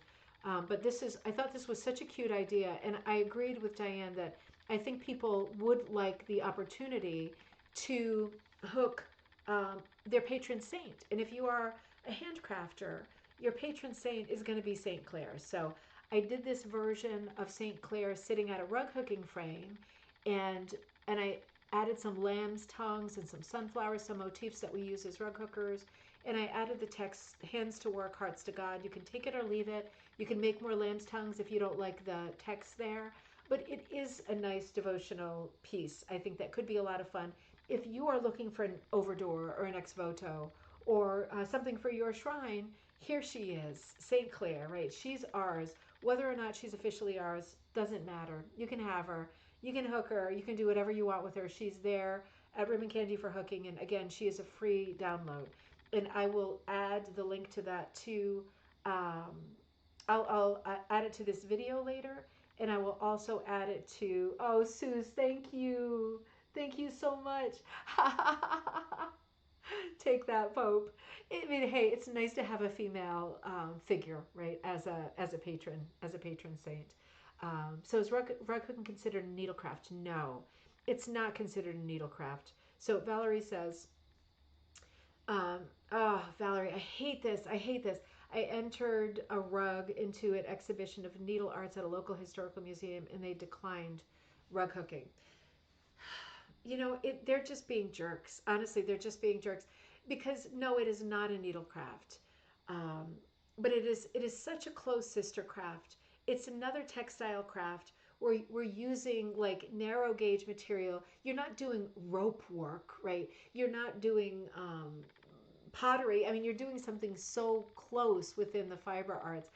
I can't understand why they wouldn't just say like close enough. I mean, rug hooking magazines include needlework. Needlework magazines include rug hooking. You're holding a slightly different. It's a little flying thing. I don't think it's a mosquito though. Fingers crossed. It's definitely not a moth. It was bigger than that. Anyway, that Valerie, you tell me where to go to speak to people, right? I can't guarantee that I'm not going to do any throat punches, But this stuff drives me crazy because every needlecraft, every handcraft is at risk of becoming extinct. Why not just let them live, right? Why punch down at rug hooking? It's the smallest of the needle of the handcrafts. Um, Valerie, try somewhere else. Try somewhere else. And along those lines, make sure that you're thinking about entering your stuff to your country fairs. I don't know what your timelines are, but I just judged the Big E a week or two ago. Oh my gosh, it's open. Oh my gosh, it's open. I'll have to take the kids there before I forget. But think about your country fairs too, right? Because you can enter stuff into your country fairs. Make sure you get your work in front of people's faces, and I will help you do that. I'll help you with ideas. I'll help you with anything that you need. If you're ever in a situation where you need some kind of a testimonial or you need someone to write something very compelling in defense of rug hooking for situations like these, please bother me with that. Don't think, oh, I can't bother Deanna. Please reach out for anything like that because I would always love to have a conversation with anybody about why all of these crafts go together and belong together. I'm so sorry that that happened. St. Francis of Assisi is the patron saint of tapestry. Oh, that is interesting. So tapestry being different than needlework. I mean, tapestry is weaving, so that is different than needlework. But oh, interesting. Well, in any case, I'm gonna keep going. I hope you all love Claire. She was a lot of fun to draw. So two things are popping up tonight. One of them is Saint Clair, and the other one is Midnight Dreary, the crow wearing the witch's hat. Never say never, right? Alrighties. Thank you for that, Diane. I had a very good laugh, and it was a lot of fun. Um, Sue says rug cooking was a craft that gave warmth to cold floors and love to the hearts of families. Absolutely, Janet. You are on deck. Um, absolutely. I just can't see the point in being a purist about. It's like apples and apples, but you're like, oh well, that's a granny apple. I didn't know you were going to serve me a granny apple. I thought I was getting it delicious, and I'm really unhappy now about the granny apple. It's like we're still talking about apples and apples, aren't we? I mean, let's not be silly. For something like that, I mean, if it were, for example, a rug hooking show and there was only rug hooking in it, you would say to a quilter, well, this is just rug hooking. But if it's like a show that has different kinds of needlework, and it's not just exclusively one thing. If there's like cross stitch and there's different needlework, long stitch, crewel, whatever, bargella, whatever, then it's like, well, what if there is a piece that's slightly different? Is it going to make that big of a difference? I guess it depends. Maybe they thought that they were so predominantly needlework that it would stand out. I'm gonna give them the benefit of the doubt, although I'm pretty sure they don't deserve it. But yeah, you can always push back with stuff like that too. There's no harm in talking back and arguing about stuff like this in a diplomatic way. Because sometimes I think that people, some people in this world just like to say no routinely because they like it. It gives them power and they like it. And sometimes if you push back even a little bit, not a throat punch, but just like a little tap, sometimes they rethink, or it's enough to get them to cave, rethink. You know, there can be an opening. I'm so sorry. That's such a bummer. Catherine said, I have Francis statue in my yard. Also, the patron saint of animals, right? St. Francis of Assisi. Me too. Oh, so fun. Oh, Janet, you are still new to us. Well, not anymore. You are in our hearts now. You are one of us. But recently we saw your work for the first time, and I just went out of my mind when I saw it. Um, you sent an email. Hi, Deanna. If not now, when? Another one of my motivating thoughts. I love that. That question has stayed with me. Many people hesitate to share their early work, worried it's not good enough. But at this point in my life, I believe in honoring every step of the creative journey. We don't need to wait for perfect. My early career was in the corporate retail world of Boston. Ooh, how fun, Janet. How fun. I'm going to come back to you here. Oh, I love the idea of that world. Um, where you served as a director of advertising. Oh, Janet, I want to hear more about that. That sounds so glamorous. A fast paced, male dominated environment. In my mid 40s, I left that world to start a small, independent creative agency. For a few years, we focused on outsourced marketing and design projects. until life called me in a new direction. I became the full-time caregiver for my husband, a role I embraced for 12 years. During that time, my husband required the support of a service dog. We were matched with not one, but two remarkable animals through Dogs for Life, a nonprofit that provides trained service dogs to individuals in need, completely free of charge. These dogs changed our lives. Their presence, incredible intelligence, and devotion were nothing short of extraordinary. I felt deeply moved to give back to the organization that gave us so much. At first, I created boxed note cards featuring illustrations of the service dogs. Dogs for Life shared them with sponsors and donors as a small token of appreciation. After 2 years, I felt called to do something more enduring. In collaboration with the founder of Dogs for Life, I created and published a book designed to inform, inspire, and educate the public about these life-changing animals, many of whom are rescues themselves. The result was Amazing Service Dogs, Love for Life, published in March of 2018 and available now on Amazon. Oh, fantastic. I'm going to pick that up, Janet. I've got to have that. I'm going to put it on my rug cooking shelf for you.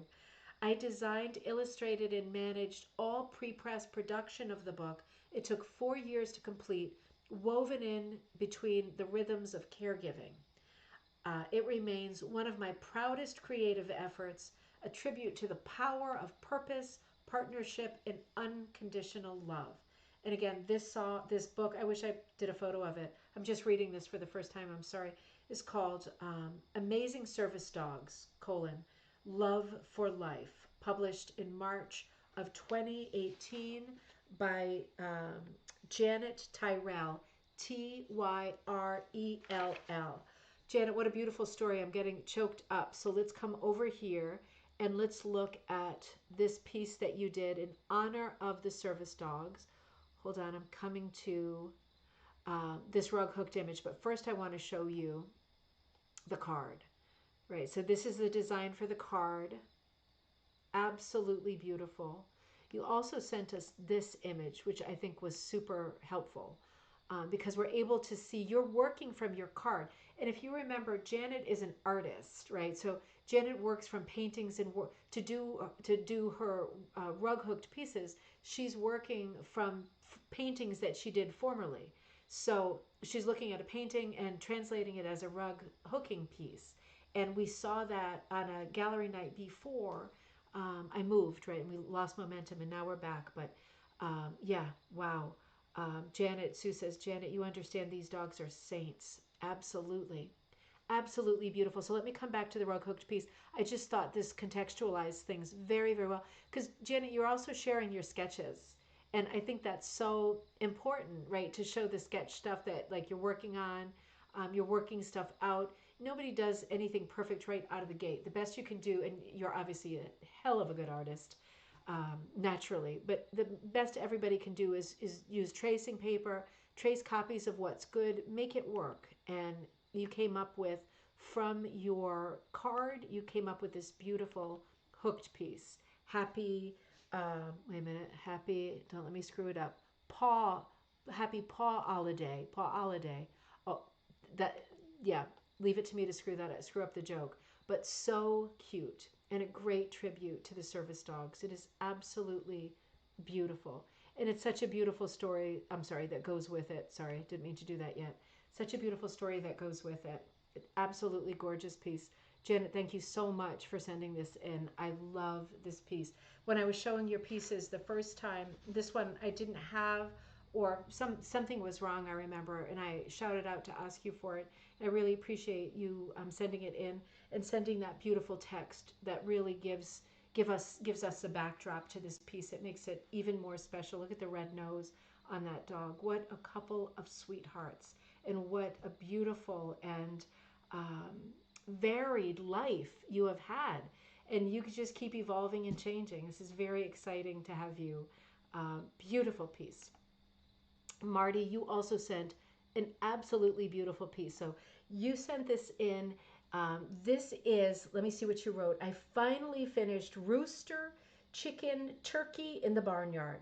This is an antique replica pattern. And this is your first big rug.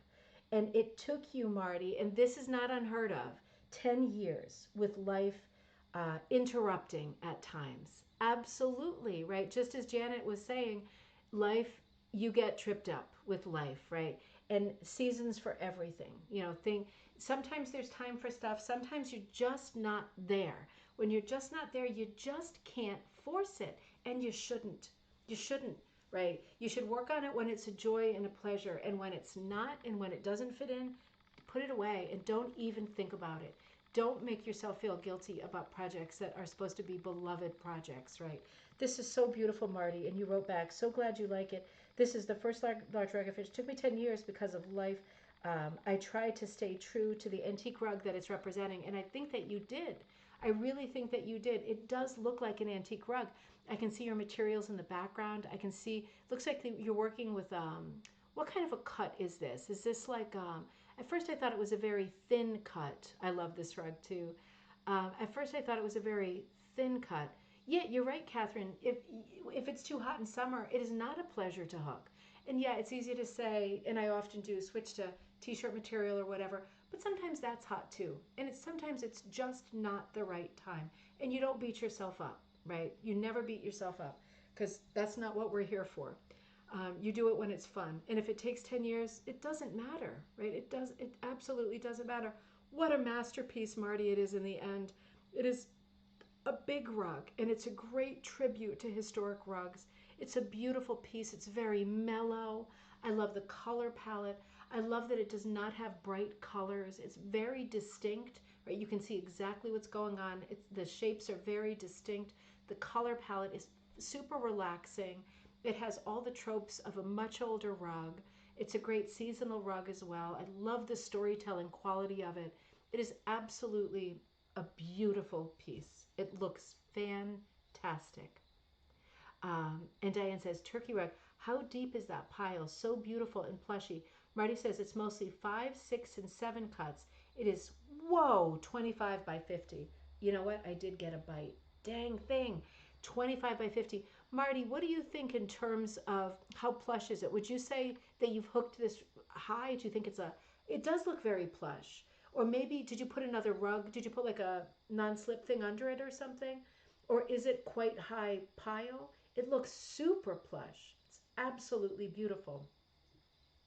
Really came out great. And it is, it's a testament to you have to take your time with stuff, because I just feel like, I don't feel like I have any real magical abilities, but I feel like when you see any kind of piece of art, whether it's theater or music or a rug or whatever, and the person hasn't enjoyed doing it or making it, somehow you feel that. You know what I mean? You just do. Like there's just something about the aura and the energy of a piece that somebody has made like in a hurry, slapped together, and they don't love. It's good to just take your time and stay in love, right? Slow and steady. Stay in love with the piece. Marty says, I am a packer. So this is really short in height. It just looks very dense. It's absolutely beautiful. Marty, you did such a bang up job. It is so lovely. Beautiful. Kaz. Oh, Kaz, you sent us some interesting stuff too. Oh, Sue says, let me just click back. Sue says, lovely sunset. I wonder what they are talking about. It's true. I wonder if they're discussing whether or not the sky is falling. Remember Henny Penny? So good. It's just so good. Kaz says, it's been a long time. Kaz, it has been a long time. That's my fault. I've been off the radar. I hope your move is going well. I know how stressful moving can be. Oh, I know you know. Here is my punched piece. Now, this is a different version first. Laura Berlage of Erindale Erindale, Tapestry Studio designed this. A few years ago, I took a tapestry weaving class taught by Laura, and I wove this piece. So this is the woven version of it, right? Wow, Kaz, this is like so good. And this is called Loon Lake. This design was so popular that she made another design for punch needle. The loons, so the same design for punch needle, I'm about to show you that. The loons for the punch needle are needle felted, Loon Lake is one of her 4 water designs. Okay, so let's look at, whoa. And Kaz says, best wishes in settling into your new place. Teddy and Jocelyn's school year. Kaz, thank you so much. This is clearly the colors in this makes you happy, Gail. It has very true nature colors, doesn't it? Let's look at both of them again. They're very true colors of nature, both of them. They're very literal colors. And it just reminds you, nature is colorful, right? They both have a real summer feel to them. The birds are so beautiful. I can see that they are needle felted here.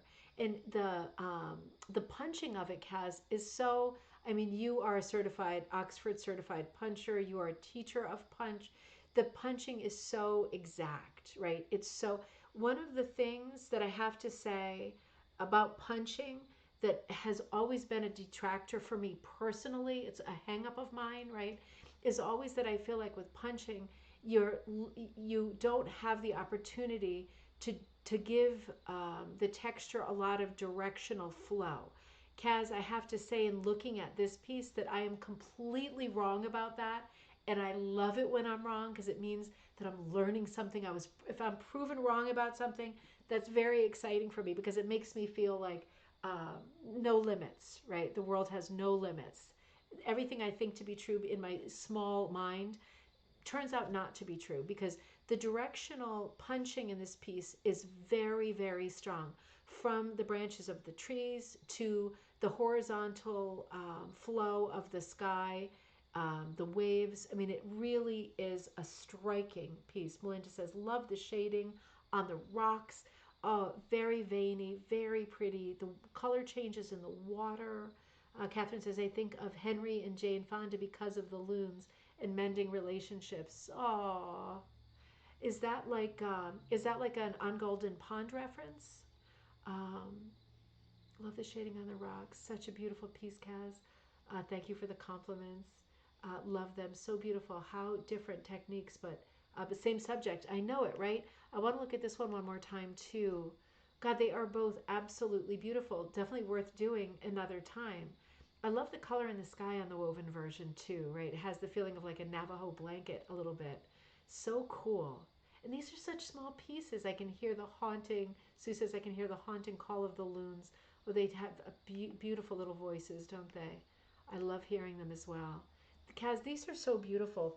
And, you know, we often see pieces side by side, like this person did this one, that person did that one. But this is different. You're showing us the same composition, but done in 2 completely different textile mediums. So that really is so exciting. These are both beautiful. I love how this one is punched as well. Janet says, I love the loon rug. So beautiful. It is so, so beautiful. Kaz, you have the ability to do so many different color palettes. Like, you don't always stick with like very literal colors. These are bright, literal colors. And normally I don't like stuff that is like literal colors. I go for like fantasy colors. But I have to say, with these 2 pieces, I agree with Gail. I love the colors. They really pop. You really feel the season. You feel the depth of the water. You feel the temperature of the day, the little ripples on the water. There's such beautiful pieces on Golden Pond. Okay, good. I have to rewatch that. I have to rewatch that and same time next year and the Four Seasons and all those movies from that era that I used to love. Veronica says beautiful colors. I love the way the loons look. Great detail. It is great detail. It does have a bit of like a turning point. This time of year with the rusty colors in the background and the yellows. So it still has that evergreen vibe. Like the weather is great, blue skies. I'll have a little bit more if you don't mind. Is there anything else for me to drink? Like is there a cider or? There's apple cider. I don't want to drink it if it's Teddy's apple cider. Well, you shouldn't drink. I'll just drink a little bit. I'll drink a little bit. Yeah. Cut with some seltzer. Yeah, with some seltzer would be great. Thank you. I'm getting a mocktail now. Yeah, Kaz, it's just absolutely beautiful. But I love the. Oh, look who's coming! Come here, babe. Another visitor's coming. Look who it is. Look who it is. It's my man. Honey, he my man. He a good boy. He say, is Gami there? I think Gami's there. Gami's there. There's Buttons the dog. Buttons the dog. He comes to join us. Well, those are so beautiful, Cass. Thank you so much for sending those. Diane says, are the loons hooked? The loons were needle punched. I think they were needle punched. Um, April says, all buttons. How does he like the new place? I think he loves it, but at this moment, and I don't think at all, we're going to create some fencing so he can be more independent and go outside by himself. But with the bears and the wildlife on the side of the mountain, he's checking out what I'm getting. I don't think he can go out by himself. I think he's got to be supervised forever because he's like a little snack. He's like a little appetizer. He He's loves just a the small snacks guy. around the house. All the Yeah. chippies. Well, there's a million chipmunks around the house. They are the most overweight chipmunks I've ever seen. So it is his job at this moment to patrol the perimeter of the house on a leash, and try to kill them. But he hasn't succeeded. You gonna go with Papa? Oh, he's such a good boy, isn't he? Needle felted. Yeah, he is a good. He is. Oh God, he would snuggle all day long. He's like an infant. The kids, like I was saying earlier, were so easy. I feel like they didn't need me constantly. I still had time to myself. This one, forget it. If I like sit down, I mean, even if I'm standing, he curls up at my feet. He wants to be together all the time, but they have such short little lives, don't they? All the buddies have such short little lives that I feel like when he wants to be with, he's sleeping on my shoulder now. When he wants to be with me, it's hard to say no because he a good boy. He a good boy. I could go on with the show though. We're getting late, huh? He says his goodbyes. He says, Mama, can you just click the button? Let me just click the button and see if he can stay for one more minute. Because he coot. He's so coot. All right, let's see. We're falling behind buttons, aren't we? Oh, Colleen, you sent some beautiful pieces in. Super, super festive. Come on, Mama. What is wrong with me? There we go. There's our buddy. Oh, Jessica, great to see you. Hello, everyone. We are all done with our soccer games for the night. Oh, I'm so glad you're there. Great to see you. Oh, done with the soccer games. Oh, too cute. Yeah, this piece is from Colleen Tiefanthal, my good buddy. Her brand is Beachnut Studio. You know that, right? And this piece is Mr. Spooky, hooked in number 4 and number 6. Okay, this is ridiculous. Let me see if I can come back to you. Is this ridiculous? He's sleeping over the back of my shoulder. Honey, I gotta put you down. I can't do anything. He say, where am I going? You can go on the ground, and I can get you later, okay? Because you're a good boy. He's gonna stay right there. Um, Colleen is she's in her Halloween mode. She's working on her pieces, and the first piece that I also used as a thumbnail, Mr. Spooky, he is hooked in number 4 and number 6 wool, velvet, and Colleen used velvet used in the bow tie. The pattern is Colleen's pattern. It is from Beachnut Studio. Absolutely beautiful. This has that great look of these comical early 20th century cartoon cats, right? When Halloween first started to be kind of a commercial affair, and we sort of got away from the late 19th century, early 20th century kind of prank based. Meet Me in St. Louis, that scene, that sort of prank based dressing up silly, like dressing in your mom's clothes. When we got away from that, and Halloween was kind of becoming more of a spooky holiday, not a horror holiday, right? That happened recently. More of a spooky holiday. We see this kind of stuff, cats that look like this that are turned into cards and paper candy containers, right? Things like that. Very, very collectible now, like almost untouchable, because Halloween was such a small holiday still in the 1920s, 1930s, even 1940s. So we see it much later, take fire and really come into its own much later in the 20th century. But the sort of early images of what was considered spooky for Halloween, usually based on harvest themes and things that people regarded as superstitious, right? There lots of superstition attached to black cats, for example. So black cats are a motif that we see often. Really beautiful piece, but the way that Colleen has designed it and the way that she's hooked, the color changes in the teeth, like it's glowing, right? Sometimes these things were like lanterns. They were lit from the inside. Sometimes they were made of tin. The candy containers were always made of paper. Those are super, super expensive to collect. Really cute. Good use. Melinda says, great use of directional hooking. That is so true. The lines are very crisp, super, super sharp.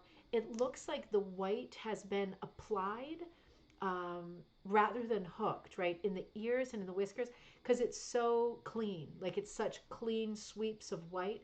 And it really makes a difference because it's such a strong contrast, the little glimmer in the eye as well. Just beautifully hooked, expertly hooked. And this is a Beachnut Studio pattern. So you can contact Colleen at Beachnut Studio, write to her on Facebook, however you normally get in touch with Colleen. But this is Mr. Spooky. This is a great Halloween piece. Absolutely an amazing way to start this season off. A nice vintage looking cat, Mr. Spooky. And this is her second piece that she's working on right now. This is called Do You Know Jack? Question mark, like I don't know Jack. Do you know Jack? This is also hooked to number 4 and number 6, and this is another pattern by Beachnut Studio. So Colleen Tiefanthal. If you like either of these are great patterns to work on right now. Get in touch with Colleen. She's just finishing Do You Know Jack? And we're very lucky to have this early peek at how it's going. Oh, you want to come say hi, baby? Yeah. Okay, we got another visitor. Everyone's going to come say hi. Yep. Come here, baby. Oh, I'm sorry. Oh, sorry. See, Buttons was right there underfoot. Baby. I stepped on his little foot. Did you step on his little foot? Hey. Hey, how's it going, hon? Good. I'm getting water. She's not always a girl of many words, but she often is. I love you, baby. Love you, bye. She has been much more talkative lately, I have to say. It's Friday night. You got a glimpse of her. That was a rare sighting. Very nice. Cider and seltzer. Jessica says, "Oh, y'all are so sweet. I will tell her." She was so funny. She had on her. She would hate it if I said this out loud. You know her masks that she makes. She had on her fox mask. It's like a alien fox. It's like green, and she was out behind the house with her phone, and she was taking short videos of herself, like she propped the phone up and she was like leaping toward the phone like a fox with the mask and the tail on and everything. She loves doing this. This is like one of her big hobbies, but I wasn't supposed to see it and I'm not supposed to know. But I thought that was really cute. Janet said, "Oh, what did Melinda say? The great use of directional hooking." And Janet said, "Melinda, you are so right. Great use of directional hooking. Thanks, Doris. Sometimes I hope I'll get there with my hooking."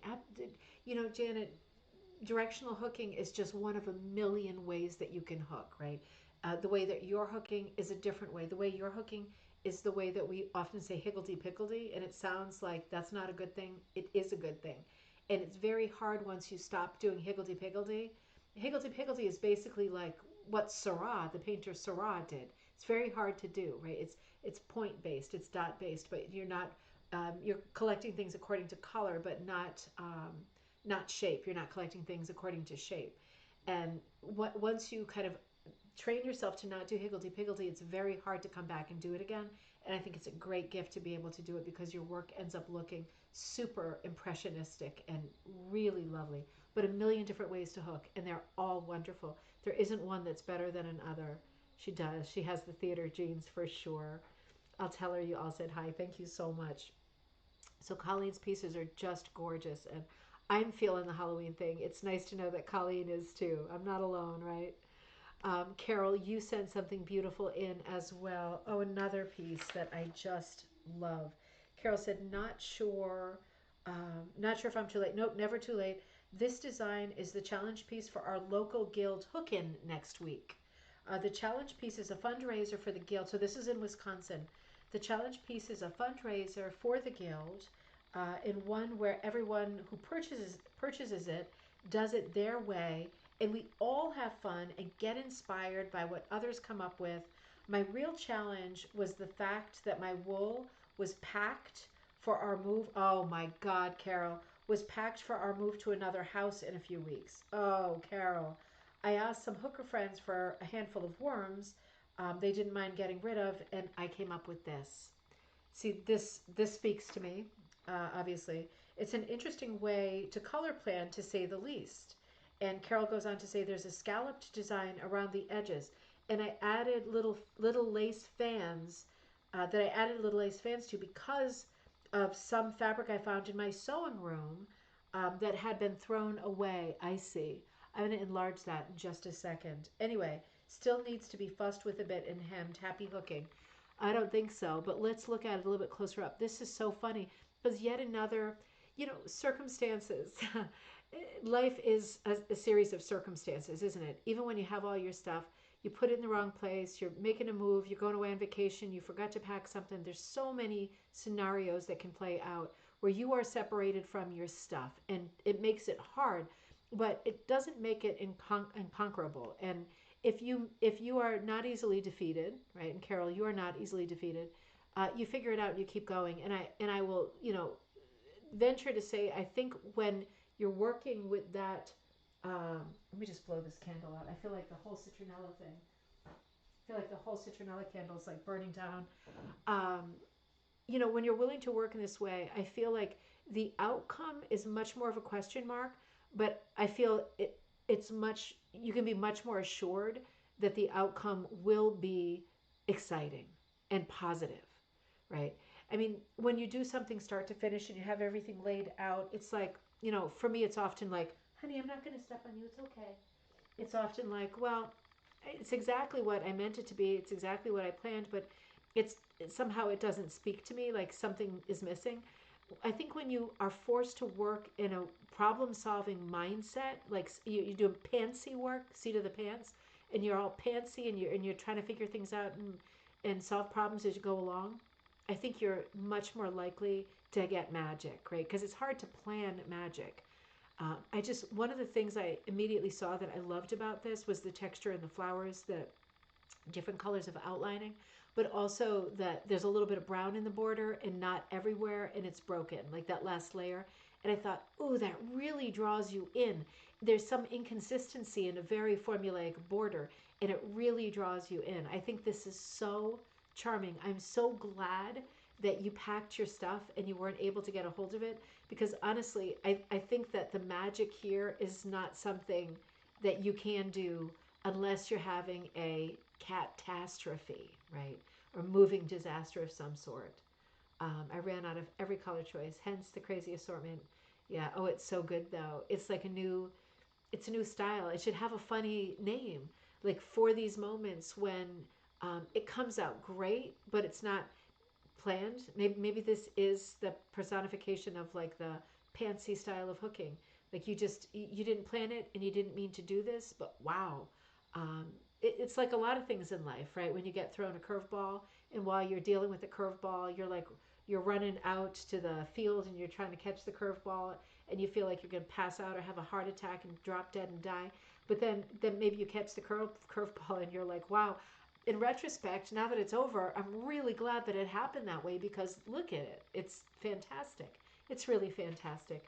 Judy says it worked so well. It'd be a great challenge to hook a piece using materials from a variety of other people to push you out of your wheelhouse. Yeah, it absolutely would. That's a great idea for a challenge. Maybe, ooh, Judy, maybe, and Diane says, love color choice and frame, area glows. It does. Maybe that's something to think about for our next challenge. Doing a challenge where we all, you have to send the person like something like, I don't know, the Ziploc sandwich bags, like just to keep the measurement the same, like you fill like 3 Ziploc sandwich bags with stuff and you send it on to the next person and you all have the same pattern. That could be a really fun challenge, because you're like forced to you have to use all of the material in there. And God, that could be really fun. It'd be hard to design for. I want to think about that though. That's really a great idea. It's when we run out, the muses get a chance. Absolutely. It's so true, isn't it? It's when you're forced to improvise, and you're forced to break away from your black and white plan, that you have to work outside your comfort zone. You have to make creative choices that maybe you didn't want to make and you wouldn't choose to make. Interesting. Yeah, I love the idea of a scrappy challenge. I like that. It was fun. Yeah, it's your mindset too, isn't it? Because if you're in a really bad mood and that happened, I mean, that would be like a table turner for me, like it overturning the table, kind of a table turner. I would just be like, no thanks, Satan, But like you're a much more level person than I am, and you just took it and you did a masterpiece with it. A forest would be great for that challenge. Oh, Melinda, that's a great idea. Okay, I'm going to be dreaming about that tonight. That's a really good idea. Carol, this is absolutely gorgeous. I super, super, super love it. Um, really beautiful. Really extraordinary. Oh, wait a minute. You sent another picture too. You sent us, yep, this view, because we can see the lace. I see. Yeah, it really is lace, the black lace. I was looking for white lace. It's the black lace. And I'm looking at your white material. It's really black and white stripies, isn't it? I love the height and the texture on that. You know what? Now that I know that's raised, let me come back here. Okay. It really draws you in, and it's because that lace is raised. God, that's such a good idea, isn't it? Such a good idea. Oh, I just love it. I just love it. Really good. Well done. Valerie says, happy accidents in art always make the outcome interesting. Isn't that the truth? Oh, Melinda, Melinda, you are on deck. Hold on. Oh, Melinda. Oh, another flying thing. Wait a minute. Let me get him. Let me get him. Oh, you little thing. You're going to drive me crazy, aren't you? Yes, that's the thing about being in here. Like, there's all kinds of little flies and things that I think are getting in. Yikes. Judy says, oh, Melinda, you could get so many magical forest effects with different unexpected palettes and textures.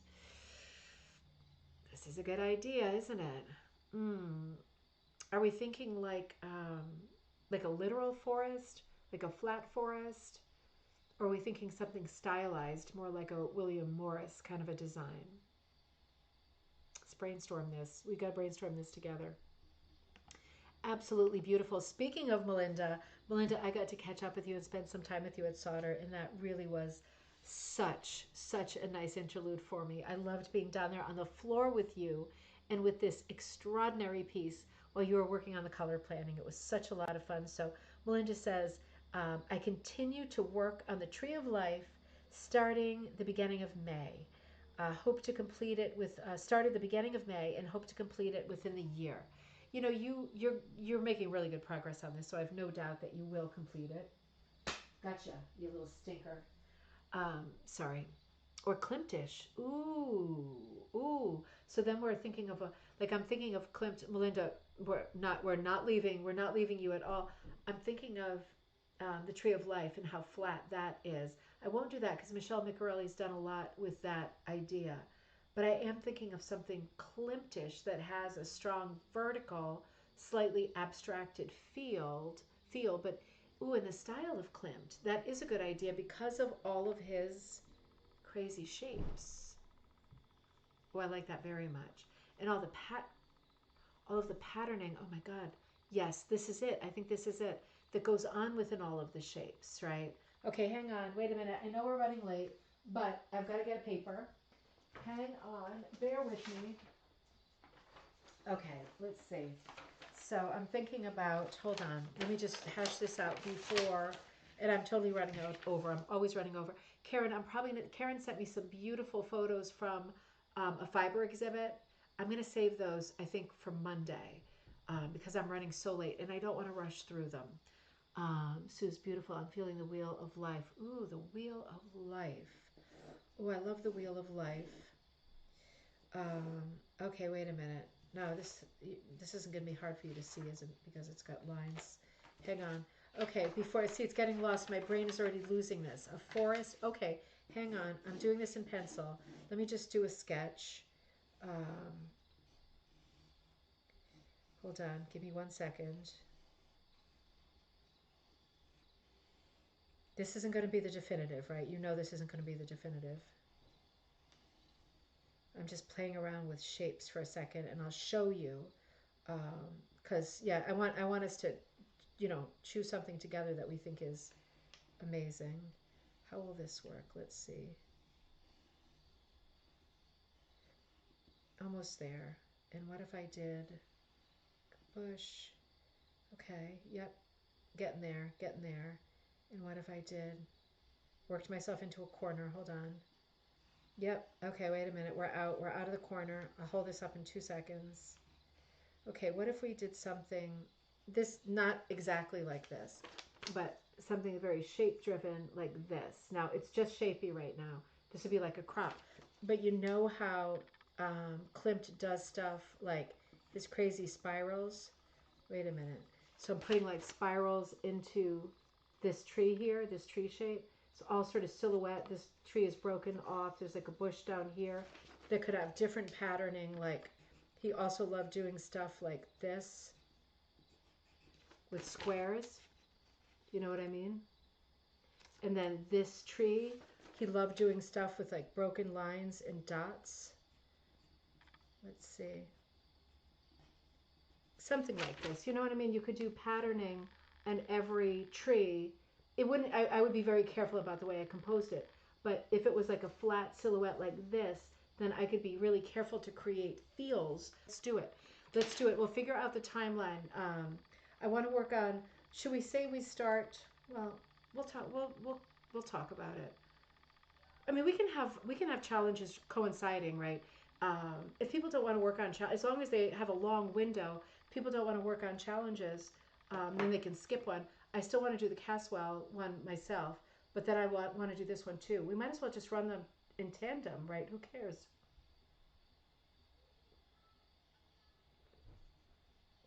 I love this idea because whatever someone sends you, you're going to be able to work it into a design like that that's very pattern driven. Yes, and spirals, definitely the spirals. Yep, I love it. Maybe after the holidays. Yeah, we could do it after the holidays. Maybe we could do it right after the holidays, just because you know how people get so depressed, like right in that week between Christmas and New Year's kind of thing. Or at least we could start talking about it. Oh, Diane, great to see you. Happy Friday. Cheers, my dear. Oh, it's great to see you. And Melinda says we recently saw the exhibit, his exhibit in New York City. Astounding. Yep, totally. Color in winter would feel good. Oh, I love this idea. Okay, I'm going to be thinking about this. I'll be looking at Klimt and I'll make it very line driven. So if you're not a fan of Klimt, you could do it in a different style. If you were thinking like, oh, I liked it better when she said William Morris, you could do it in a William Morris style. So I've got to change my light. There we go. You know, you don't have to do it in a Klimt style. I'm going to leave. What I'll do is I'll just make it very shape driven, very abstract. And then we'll do a series of things and I'll post stuff that says like, if you want to do it in the style of William Morris, if you want to do it in the style of Klimt, if you want to do it in the style of Seurat, if you want to do it in the style of Kandinsky. I mean, we could talk about different styles that you could do yours in, but all of them would lend themselves to people sending you bags of scraps. Or even if it's like one sandwich bag filled with scraps and say like, use as many of the scraps you've been given as possible, and as a last resort, like you fill it in with your own stuff, right? I think this is a great idea. Let's do it. This is so creative. Yeah, that would be a great brightener for winter. Absolutely. All right, we're doing it. It's on. It's good to have stuff on the horizon. Melinda, so this piece is just unreal. I mean, and in person, this is a huge floor rug. So at Solder, Melinda and I were down on the floor with this, looking at all of the colors that are in place already, the border and what the relationship between the colors on the interior, the colors in the border will be. And we were talking about warm colors versus cooler colors, but maintaining the same colors. There's something really magical about, for example, when you're using like reds, like lots of warm reds and orangey reds. There's something really magical about when you have a border that's this robust, right? Going into the border, bringing the same colors as the interior, but flipping the value. So in other words, if in the interior you've got a lot of cool, for example, cool, not necessarily in this piece, cool greens and warm reds, in the border you might want to switch to cool reds and warm greens, because you're still carrying the color families out, but somehow it electrifies the piece when you add contrast to the border. So we were talking about the colors that would be present in the border that would be carried from the center in what possible variations. So you have to drag some of the same color, exactly the same color, to the border. You have to drag some. But if you're going to introduce more color, it's interesting to think about either warming up or cooling down colors that already exist. It's just a great trick for added interest. This is such a beautiful piece. Melinda said it's disappointing that you can't see how much of the background is done. Well, I'm going to stretch it out a bit more. So we're going to see more, but I know what you mean. Let's see how much we can get. I can make this much bigger because I know you've been working on this like crazy, and you only started it in May, and it is a remarkably big piece. So let's get in there because this is a high quality photo. We can do this. There we go. There we go. We can always make it work. Hold on. Come back over here. Okay, there we go. Now we are in it to win it. Now let me lock this. Okay. Hold on. Just locking everything that's open. There we go. Technically secure again. Yeah, we can see the background much better, I hope, because you're able to see the birds, the coloring on the birds, the changes in the background. It's not a solid color in the background, right? It's very nuanced. It's got a bit of marble cake feel going on. There's lights and darks mixed in, right? It's not going to be a flat color in the background. It's what purpose does it serve when you use an antique black in the background, or you do a marble cake and you've got a big mix of colors? Well, what it does, it really adds, sorry, I just screwed this up. Wait a minute. Sorry, I'm just doing some stupidness here. Hold on. Wow. Okay, wait a minute. Yeah, there we go. Nope, wait a minute. Still a problem. Got it. It just gives so much depth and energy. You know, it's the je ne sais quoi. It's when you look at something and you go, God, it feels like it's buzzing. Like, wow, how? It's usually clever color changes, and it's usually subtle color changes. When you change the color too wildly, it becomes a focal point. But when you're working with a background like this, where there's not a huge amount, there is a huge amount of background showing, but not any large slice or chunk in any one space, right? It's just smidgens here and there. I don't think I've ever said smidgens in my life. It felt good to say smidgens. So you can see there is a background, but it's not one of the main players. It's not part of the storytelling, but it can still be very lively. Look at this, right? Look at how much more interesting it is looking at this design where the background has this much energy and color change happening. It is not distracting. The contrast is perfect. I love the dark brown. We were talking about the color black either in the composition itself or in the border. And my feeling for a piece that's this colorful, it is absolutely gorgeous. My personal feeling for a piece that's this colorful, just behold the amount of colors you're looking at just right here. My feeling is black can really deaden. It can give great contrast and make stuff pop, but I feel it can also become a black hole, literally a Bermuda Triangle. I way prefer in pieces like this to go for dark brown than black. I feel it's just a better fit in terms of subject as well, if we're looking at a tree. And of course, there do have to be little strikes of black here and there. And the birds, certainly there do. Otherwise, they become confusing. But using black for any large amount of area like the border, I would steer away from that. This rug is already, it's a huge amount done already. It's already about color. The rug is about color. And I feel like you really want to keep going. It's an experiment in color, checking out colors as they land. I feel like for the rug to keep its momentum, keep its energy, keep its aura, its great vibe, you have to keep going with unusual color choices and not the low-hanging fruit, no pun intended. Such a beautiful piece. Melinda, make sure that you keep photographing it and you keep sending it so we can keep looking at it and look at your progress. You've done a remarkable amount. Kirsten, I'm looking at the comments too. So pretty. I love the rock dove pigeon. That's got to be him there, right? The rock dove. It is just a gorgeous piece. It's such an ornate piece. It's such an extraordinary piece of Art Nouveau. William Morris-esque for sure. It's such a stunning piece, and there is a ton of it done. A ton. And there's lots more fun. I'm not saying that sarcastically. There's lots more things to dig into. It's absolutely beautiful. So good, Melinda. Keep us updated, please.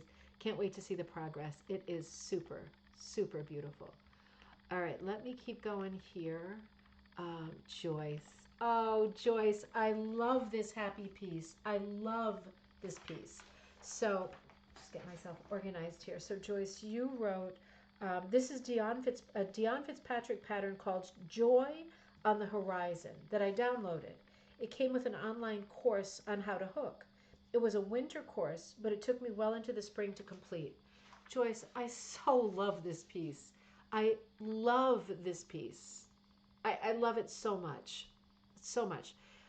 I love Dion Fitzpatrick stuff because it is filled with joy. It's all about storytelling. It's all the atmosphere of the place, right? The sense of place is very strong. The mixture of the anonymity of the characters in profile, the lack of description on their faces in detail, I think, is very evocative. Lots of fun. The way that Dion chooses to stylize some things and not others, I think, always creates amazing theater, right? The flowers are much more articulated than, for example, the waves or the sun. It's just a striking piece. Compositions also that, beginners usually shy away from people because people are so tricky. But Dion Fitzpatrick has really cornered the market with this great idea for doing people in a way that is beginner friendly, expert friendly. It's all around friendly. It's a stylized view of a human figure, style wise, very successful. I just love the idea of them dancing on the wave. It's a brilliant idea.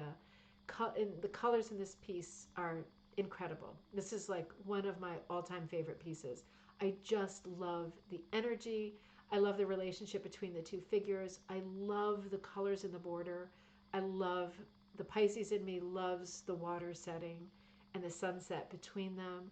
And it's like reminds me of that great Ben Franklin ism about the sun that was carved into the back of his chair while he was helping write all of the nation's new papers, the Declaration, everything, right? All of those early.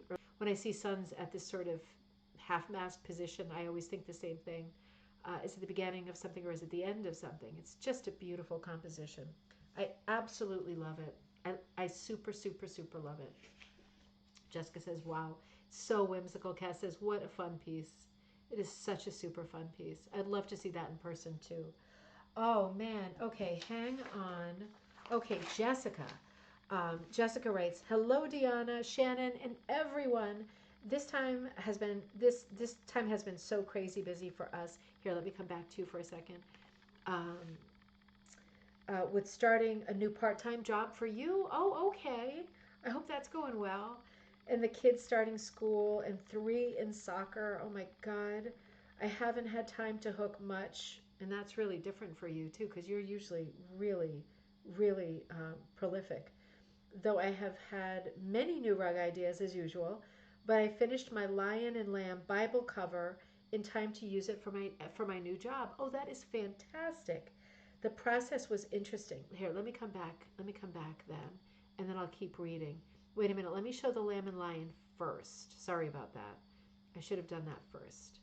So, okay, so this is a Bible cover, so it's wrapped around. Let me show both pieces right like this in this position. So the process was interesting. As I began hooking, many people did not see the lion's face. People saw an owl. Oh, really? Well, I mean, it's got a very long snout. An owl, horse, octopus, emu, and a very few saw the lion, which was crystal clear in my brain. Evie hooked the fluffy lamb's coat while we were at solder. Oh, that sweetheart. Oh, that little sweetheart.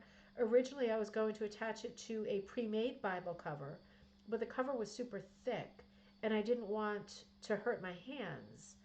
So I sewed the Bible cover by hand with upholstery, fabric scraps, and pockets that make up pockets from a makeup bag. Oh, that's clever. The sewing is definitely imperfect, but it is functional and hopefully durable, and I am really pleased with it. Okay, well, I'm really hoping that the people you showed it to, I'm hoping that it wasn't this finished, because I'm sorry, I don't see a possibility for an octopus, an emu, even a horse. Like it's just not a horse's eye. Like it's not a horse's color either. Or owl. I don't get that. But yeah, I mean, yeah, I think it's absolutely beautiful. Obey and trust. It's absolutely beautiful. I love the dualities, right? The contrast between the lamb and the lion. I love the symbolism. I love this religious symbolism of it. I think it's absolutely a beautiful piece. The fact of it being, oh, it wasn't finished. Okay, I was gonna say, wow, these people, yeah, I don't know. I don't know what picture books they were growing up with, but that makes more sense. Really looks like a lion, and it really looks like a lamb. It's absolutely beautiful, and it has special meaning for you, and you're going to use it at, oh, thanks, Suze. You're going to use it at your new job, and it's going to be so special and nice and meaningful to be able to hold it in your hands. And the fact that little Evie hooked the lamb's coat at solder makes it extra special. Such a beautiful piece. Let me show you this side again. The lamb. It's really, really pretty. You're always so busy figuring things out. Oh, that's the piece. Okay, that's the next piece. Okay, good. This is so beautiful. Absolutely love this piece. But I gotta say, I also love this piece. So you said, I'm not so happy with the next project. It is not my design, but a pattern I was given. I love the middle section with the doves. Yeah, I love that too. But it changed the colors of the lamb's tongue and border. But I changed the color of the lamb's tongue and border multiple times. Right now, okay, yeah. It's Proddy flowers with satin wedding petals. What flower girl tosses? Oh, you're kidding! Oh, no way! Oh God! Oh, I just got okay. So like flower girl goes down the aisle and tosses all those little artificial flower petals. Those are them. That is so smart. They look really different too. That's really smart.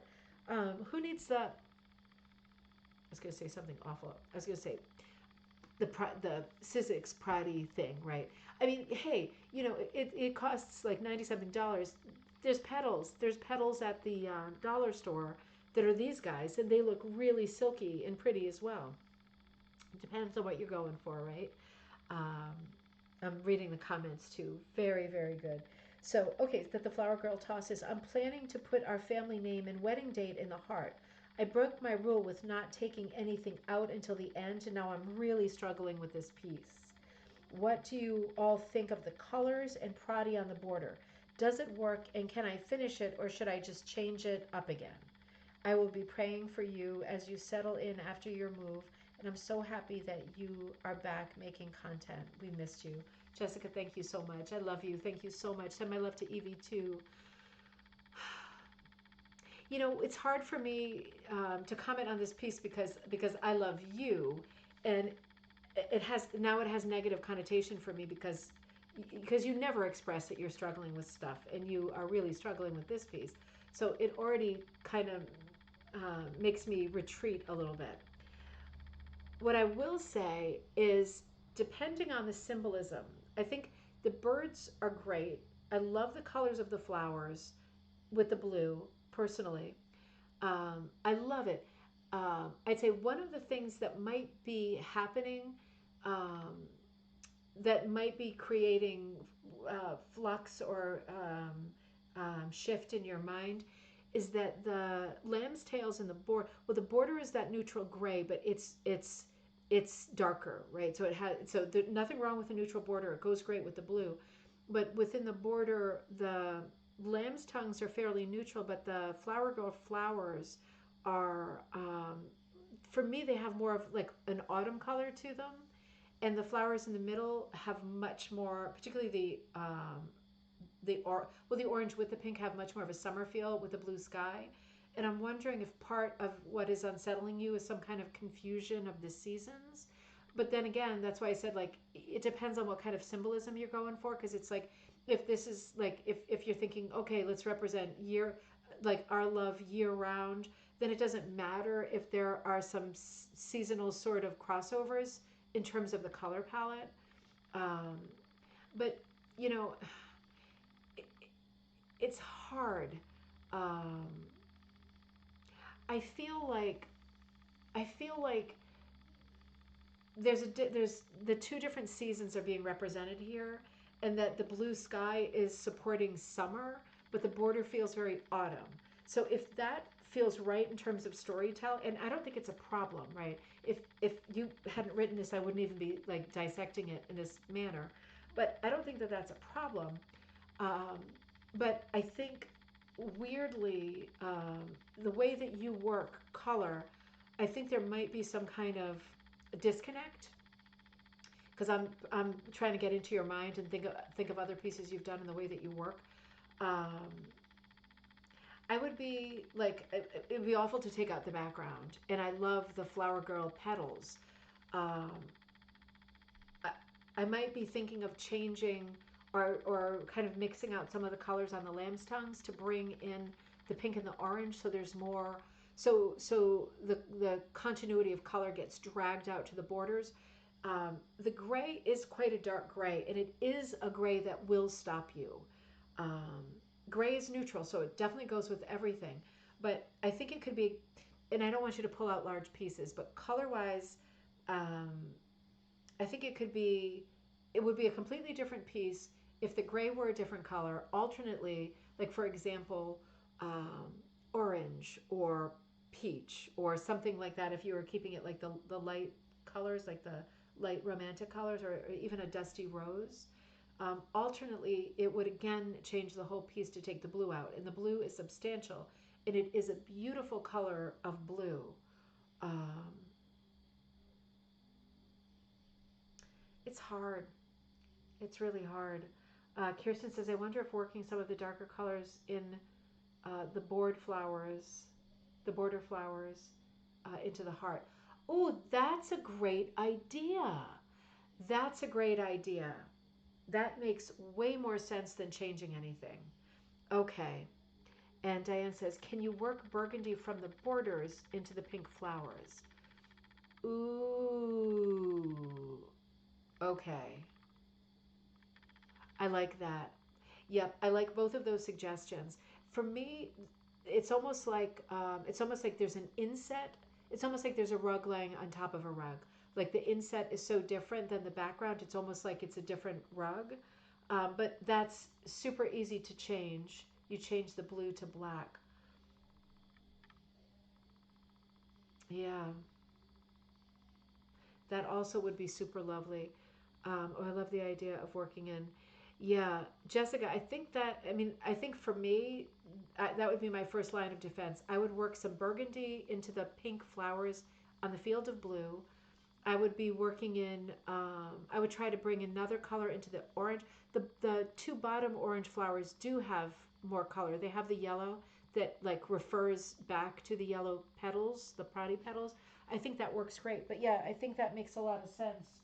Try not to step on buttons under there. I think it makes a lot of sense to bring some of the colors into the heart. I think that's going to work really well. I would also, um, just for myself, I would also, not the whole gray border, but I would be really tempted to, you know what? And you haven't, okay, so leave the border. I would do another border around it that's a brighter color. Um, I would be tempted to take out just one row behind the Proddy flowers because it just seems like the top border has a little bit extra. I'd be tempted to take out like one row and just do, and one more border, doesn't have to be big, of the brighter central colors, like the lighter orange or the lighter pink, just for that continuity to kind of marry the whole thing together. Oh, marry together. I think that's going to work because I agree. I also love black for the background of the doves, but Jessica, I know that you like bright colors, and the blue is working great. For me, my eye just kept getting trapped because I felt like it was a rug within a rug, and I wasn't immediately getting the relationship between them. It is an unfinished piece, but I think you can do an outer border around the whole thing to unify the whole thing, and I love the repeated idea here. Yeah, I think that's going to be great of bringing some of those colors into that central heart and just making sure that that all of the colors are married up together. Really beautiful. It's a really beautiful piece. Hopefully that's helpful. I mean, it's absolutely gorgeous just the way it is. So I'm trying. You're very articulate, but I'm trying to, in responding, think about what you like, how you work, and what you want, because it sounds like you need, sometimes you need help, I need help, everyone needs help with um, realizing what they want, right? Not just in rug hooking, but yeah, I think those were really helpful suggestions. And Valerie says it's sweet and meaningful. And many of my pieces I fall in and out of love with as I go. Oh my God, me too. I usually am in love at the end. That's Valerie. That's it. I usually hate my pieces while I'm working on them, and I think, what a piece of garbage. I'm a piece of garbage. Why did I do this? I suck. I suck. I suck. I hate myself. And then I put in a few more and I'm like, oh my God, I'm a genius. I'm a genius. Has anyone ever lived who, like, it's really radically, the pendulum just swings and swings in this house. And it is how it works, isn't it? It's absolutely beautiful. Okay, and the lambs and the lions. Jessica, keep us updated because it really is a stunning piece. I really want to see what you do, how it goes, all of that stuff. And thanks for the opportunity to talk through it, because it is super fun talking through pieces. And you're always so good about, you're always so good and flexible about saying like, oh yeah, no, let's totally try that. Because not everybody is, which is why I never like offer suggestions, because I think, oh, they're going to figure it out in the end. They're going to figure it out in a way that fits them the best, right? So it's great to have the opportunity to talk through it too, because it's fun. It's fun. It's a good learning experience. Karen, I just want to say thank you so much for sending those pictures.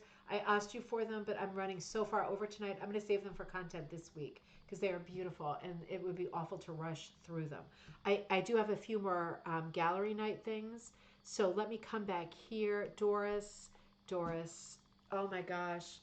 So yeah, I saw this finished. So this was one of the, I have a little branch off of Ribbon Candy Hooking that's called Ribbon Candy Paintbox, and it is made up of pieces. I'm trying to see if I have any around me.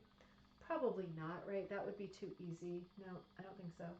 Um, there are pieces that are on linen backing, like linen from Dormill, that I have painted.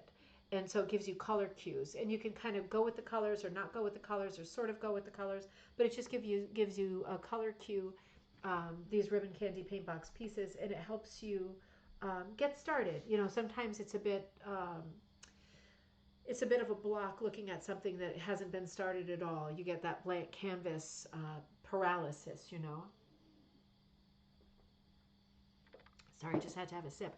So that's what these paintbox things are for. And this is one of the current challenges, doing these paintbox challenges. There are 3 designs at Ribbon Candy Hooking. There's more than 3 that are painted, but 3 of them are in the air, which is the bird, in the water, which is the fish, and on the land, which is the sheep.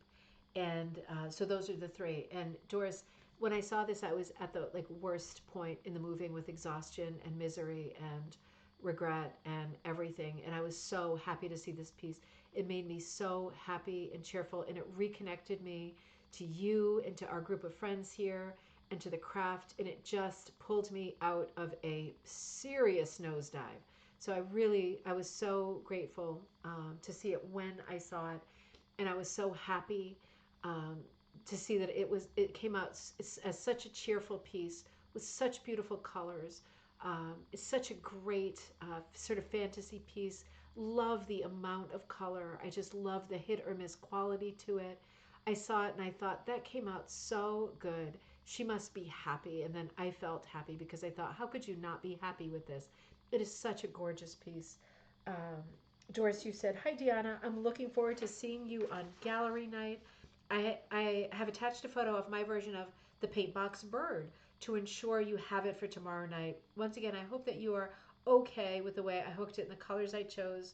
On a more personal note, I hope that your week has gone better.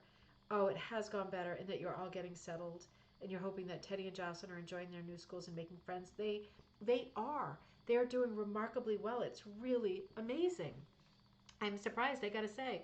And Doris, I love the colors. I love the colors. You know, every canvas is hand painted, so they're all painted differently. I cannot recreate them. But the whole point, and the reason they're called Paintbox, is because I really hope that you'll go wild with color. And I suggest colors of paint just to say lots. Make it lots. Make it be lots. Make it be happy and lots. And that's exactly what you did. I absolutely love the colors. I think it is so charming. The bird has so much going on in him. The shading is so pretty. the outlining is perfect. It's smart. It's very finely done. The color changes.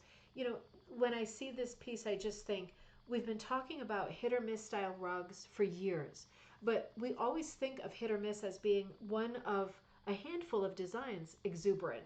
Kirsten, that's the perfect word for it. Exuberant. You know, hit or miss can be this. It doesn't have to be geometrics. It doesn't have to be checkerboards. It doesn't have to be marble cake, right? It can be this. Like this is hit or miss. It's just, it's so fun to see a piece like this with a motif that we love, like a bird, and have so much hit or miss in the piece, and have the piece really stand strong as a composition with balanced color, with exciting color. It becomes a great storytelling piece. It becomes a painting. Because your eye is looking for color, and it's not looking to match color. We're not looking for symmetry. We're looking for thrills. We're looking for excitement and thrills. Doris, this is absolutely beautiful. I'm so glad that it makes you happy. I loved seeing it online. I love seeing it here. I'm super excited about it. Dan says, I keep hearing Donovan's music in my head when I look at it. Okay, so, I'm not good with this. Is Donovan like, Sunshine of Your Love, like one of those kinds of songs? Is that Donovan? Tell me a song. I want to hear Donovan in my head too. Absolutely beautiful, Doris. I love it so much. You did a beautiful job. And Dave, you are still working on your braided rug. You are a hero. I mean, this is hard. This is hard. You are doing a traditional rug. I'm going to pull up the text. Hold on one second. Let me find what you wrote. You wrote, "Hi, Deanna. Still making my braided rug, but I wanted to share my progress with you. I started it last Friday, and it's grown to 24 inches in diameter. Woohoo! The best way to stash bust is to make a rug. A few learning curves along the way, but I'm satisfied with my results for a first time. My rug has blue jeans and wool blankets and odds and ends." Oh, that's a great sentence. Blue jeans and wool blankets and odds and ends. I like that. And it can be cut and braided, and I like the colors. And if I like the colors, in it goes. I will keep you posted as I go. I haven't joined the rounds yet. Everything in due time, right? Let me stretch this out just a little bit. I love that you have so much. Oh, come on, don't.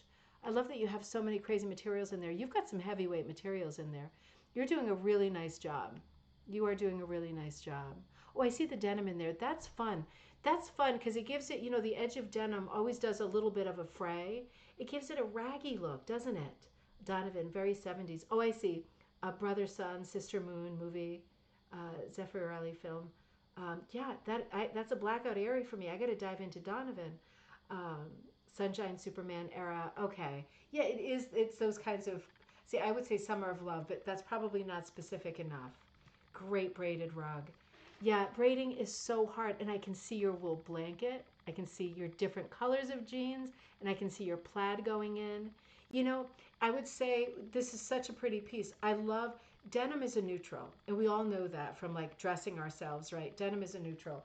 And I love the fact that because there's a lot of denim in it, you can put any colors you want in it now, right?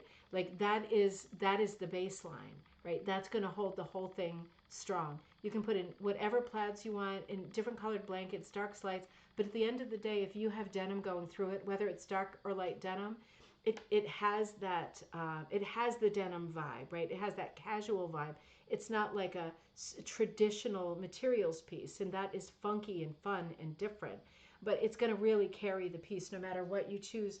I don't think, as long as you've still got denim in your life that you can cut up, even if it like ebbs and flows in terms of its presence in future rounds, I think having denim in it is going to hold it together, literally color wise. And I think that's a brilliant idea with something like this, to use that, because your eye, when you're braiding a rug, it takes a lot of material, like more than you would think. And I have the numbers somewhere in some video, but it's a crazy ton. And when you think about it, sometimes braided rugs suffer because the color changes are so abrupt, or the matching or the sort of resonating or revisiting of color as the thing kind of radiates out can be just paced wrong, just like a song that sounds like it's going too fast or going too slow can be paced wrong. But when you're working with a material like denim that everybody recognizes as denim, and it's going throughout the rug, you can pace it however you want. Your eye is still going to catch it, and there's going to be that great continuity. So great idea. I think that's really brilliant. And I got to say, I can't say that I've seen a lot of rugs that like feature braided rugs that feature denim. So I think this is really great because it's not easy to hook with. It's great that you're using it for braiding, and you're making really good progress. Keep us updated. This looks like a lot of fun. Um, Cranberries left behind on a forest picnic. Oh, oh, Suze, that's so poetic. Cranberries left behind on a forest picnic. Oh, that is such poetry. I just love that. Oh, Diane says, I love the color change. Me too. And I also love, um, I think for us as rug hookers as well, like familiar plaids, like black watch plaid, like the plaid that you can see the tail sticking out here. For us as rug hookers, I think I think plaids have become neutral. Like we're sort of colorblind in a weird way. You see a plaid and it's like, it's a plaid, like it's its own entity. It's a neutral. So you've got a lot of stuff that we recognize as hookers here. It's very easy to look at. It's easy to pick out. I think you're off to a really good start. Dave says, yes, I want to make sure there's a good balance of colors. Yeah, and I like these kinds of braided rugs where, I mean, the ones also are super pretty. If you saw the video where I was like judging the braided rugs at the Big E, you know, sometimes it's more color. It's got to be one or the other. It can't be both. It's either got to be very color oriented where you're going, for example, orange in the middle, and then it goes to pink, and then it goes to peach, and then it goes to orange again. You know, it's very round after round is color planned, and that's the way it goes. That's the story. There's that kind of a braided rug, or there's a kind of a braided rug that's like a buckshot. It's kind of like a static, right? You've got bits and pieces going through.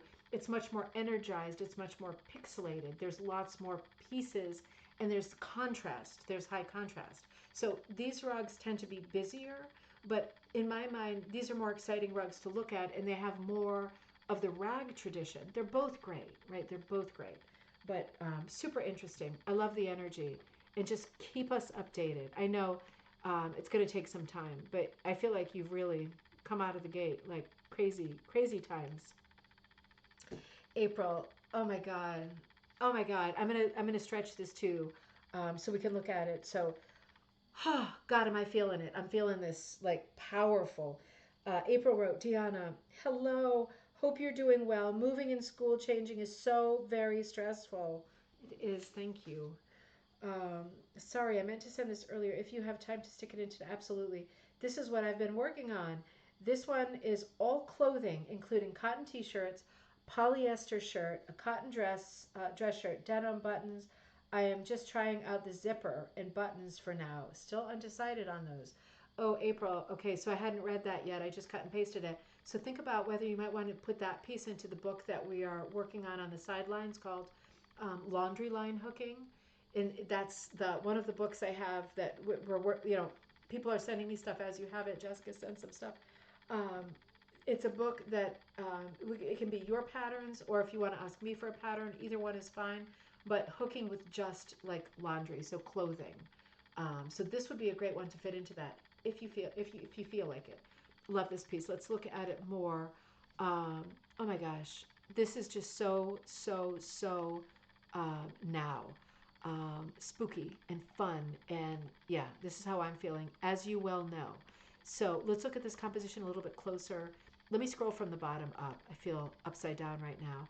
So obviously I love Halloween and everything about Halloween, but there is such brilliance in this piece, April. Oh my God, there is such brilliance in this piece. I love the bottom. I love the sort of atomic era stars. I love the feet, the shape of the little feet and paws. And you can see holding the jack-o'-lantern trick-or-treating thing.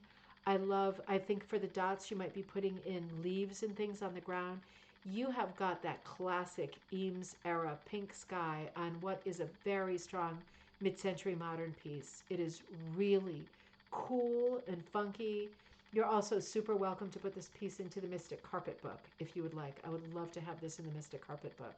It's so different, it's fun. It's funky. It's different. I love that it looks like a cat, but it's got like button eyes. I love to see that zipper on there. It is just a cool piece. The patterning of the stars is so cool. The detail at the top of the ears, like the curly yellowy fluffs, right? The added on embellishments. You see embellishments on the eyes of the jack-o'-lanterns, on the zipper, on the eyes of the cat. It's just a cool, funky piece.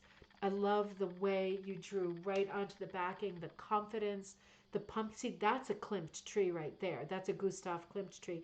Feels like a Klimt tree. And with all this patterning, right? I love the way you use that tree with the curling branches, and then you hung the trick-or-treating candy containers on them. It's just such, I'll make it small again. It's such a cool piece. I really love it. I'd actually love to have it in the Mystic Carpet book because it's Halloween. And it's so different. It's so different. It's whimsical, like, and I do whimsy too, but it's obviously not one of my pieces. It's so different. I really love it. The character is, yeah, funky. I love it. This is a great piece. I can't wait to see it as you evolve it. But absolutely in love with it. I'd love to use it for one of the upcoming books because I think it's a stellar piece, and I'm going to love seeing you flesh it out as you go. Got a good head start there.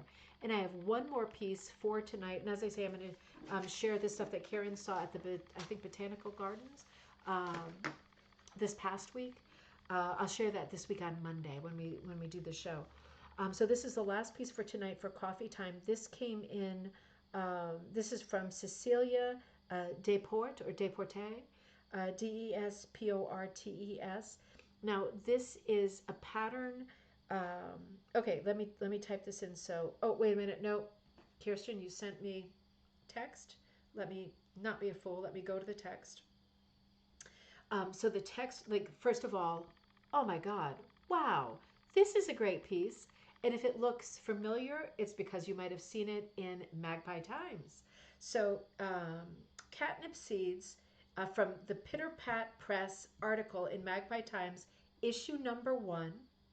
So that was last year spring. On linen with mostly wool fabric. Wool yarn on the cat's bib and paw. I didn't know that was called a bib. That is so cute. Bib and paw, and gray yarn in the ears. The whiskers are a strip of wool hooked in a spiral method first, then pieced. Okay, the whiskers are a piece of wool hooked in a spiral method first, then a piece of yarn threaded through the tunneled loops. I'm going to do a close-up of that. My brain just got it, but we're going to look at the whiskers in just a second. The background is a dip dye cut and then hooked in the same order. Okay, because if you're wondering, how is the shading happening in the background? Sometimes it's the question, is it dip dyed and then hooked, or is it hooked all white and then painted? So we know the answer. Cecilia says it is dip dyed and then hooked carefully in the same order to get that incredible glow. The yellow behind the cat was created using an 8-piece swatch that was 24 and a half by 34 and a half. This was completed in August of 2025, so just last month. Date and initials added to the corners. The pattern is a collaboration piece between Kirsten and Karen Garby. So Kirsten Gay and Karen Garby. I know. It's an amazing piece.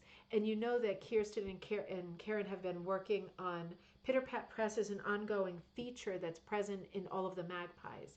And they always in every issue create a pattern that is just unreal. The way that Cecilia Desportes has done this one is just incredible. It's just incredible. Let me undo this and stretch it a little bit. And you see the year up there. I want to check out these whiskers too, because that's a really smart way to do the whiskers. So hooking it and then tunneling. Yeah, tunneling the yarn through the loops. That makes a lot of sense. Kirsten, I feel like this is your method, or that you've told me about this method. It's very clever. It does give a good strong line for the cat, and you can see that sort of fading color, ombre color, that is the product of some very careful hooking, very careful directional hooking happening here. but also some great graphic work, right? There are all of these great color tricks in the background. You notice that a piece with some really unusual colors features a border that is like blue and yellow, almost like varsity colors. How does it work? I don't know. It's magic. It does work though. It's kind of what we were talking about with Melinda's rug, because there is blue in the center and there is yellow in the center, and the border has blue and yellow, but the blue and yellow that is in the border is different than the blue and yellow in the center. But you can see how it is important to drag the repeat of the colors in the very center out to the border. And just a different version of them is going to work. I love the graphic handling of the leaves and of the flowers. Those are super graphic, right? The cat is very graphic too. It's a real mix of styles. It's a very clever piece. There's a lot of technical prowess happening in this piece. It's an extraordinary piece. I love the expression of the cat too, Kirsten. Kirsten is like just so good at drawing cats. Just the expression, we know when they're like biting into something and they make that squinty face. If you have cats, you know that face. It's very, very well done. Just a beautiful piece. Every part of it is beautiful. Even the behind the seeds, like that solid part that's done in the mottled colors, still super interesting. Very, very well done. Brilliant piece. Let me make it small one more time, and then we will log off because we are super late tonight. We went a full hour over.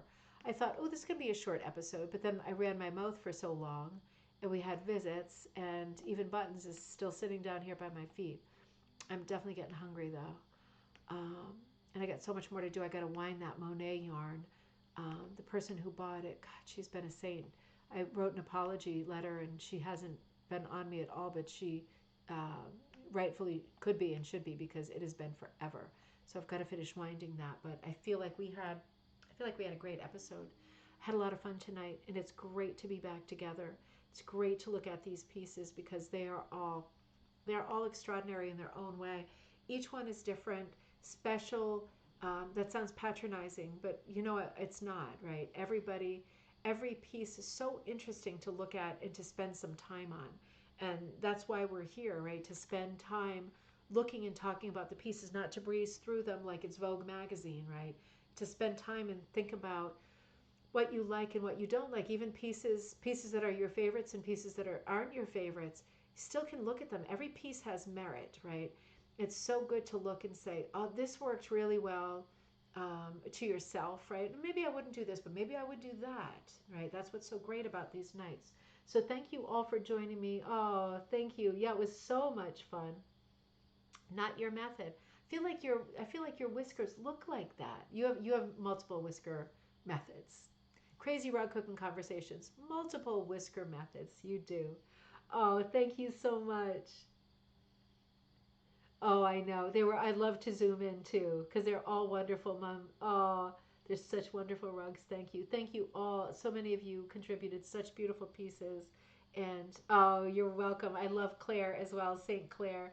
Thumbs up. Thank you so much. So as soon as I log off, before I start heating up food and stuff like that, I'm going to make sure St. Clair is already up there at Ribbon Candy Hooking, but I'll also make sure that the bird, Midnight Dreary, I make sure that the bird is up there too. So you can download those two. Over the weekend, you can get started on some projects. Remember about the Halloween thing, because I have to go to it's a pleasure to go to the Guilds tomorrow and to talk about Tigger and talk about the Halloween party, but there will, I think, be a pop-in sign-up because of that tomorrow. So make sure that if you mean to go, and I hope that you do go, because I will love getting a hug from you there. I hope that if you mean to go, that you will sign up so that I know exactly where we are with our numbers. Yet wishing everybody a great weekend. Good to see you all. Great to be back together. And I will be back with you on Monday. But in the meantime, have a great weekend and look for those new patterns. They are there for you. Oh, am I missing more?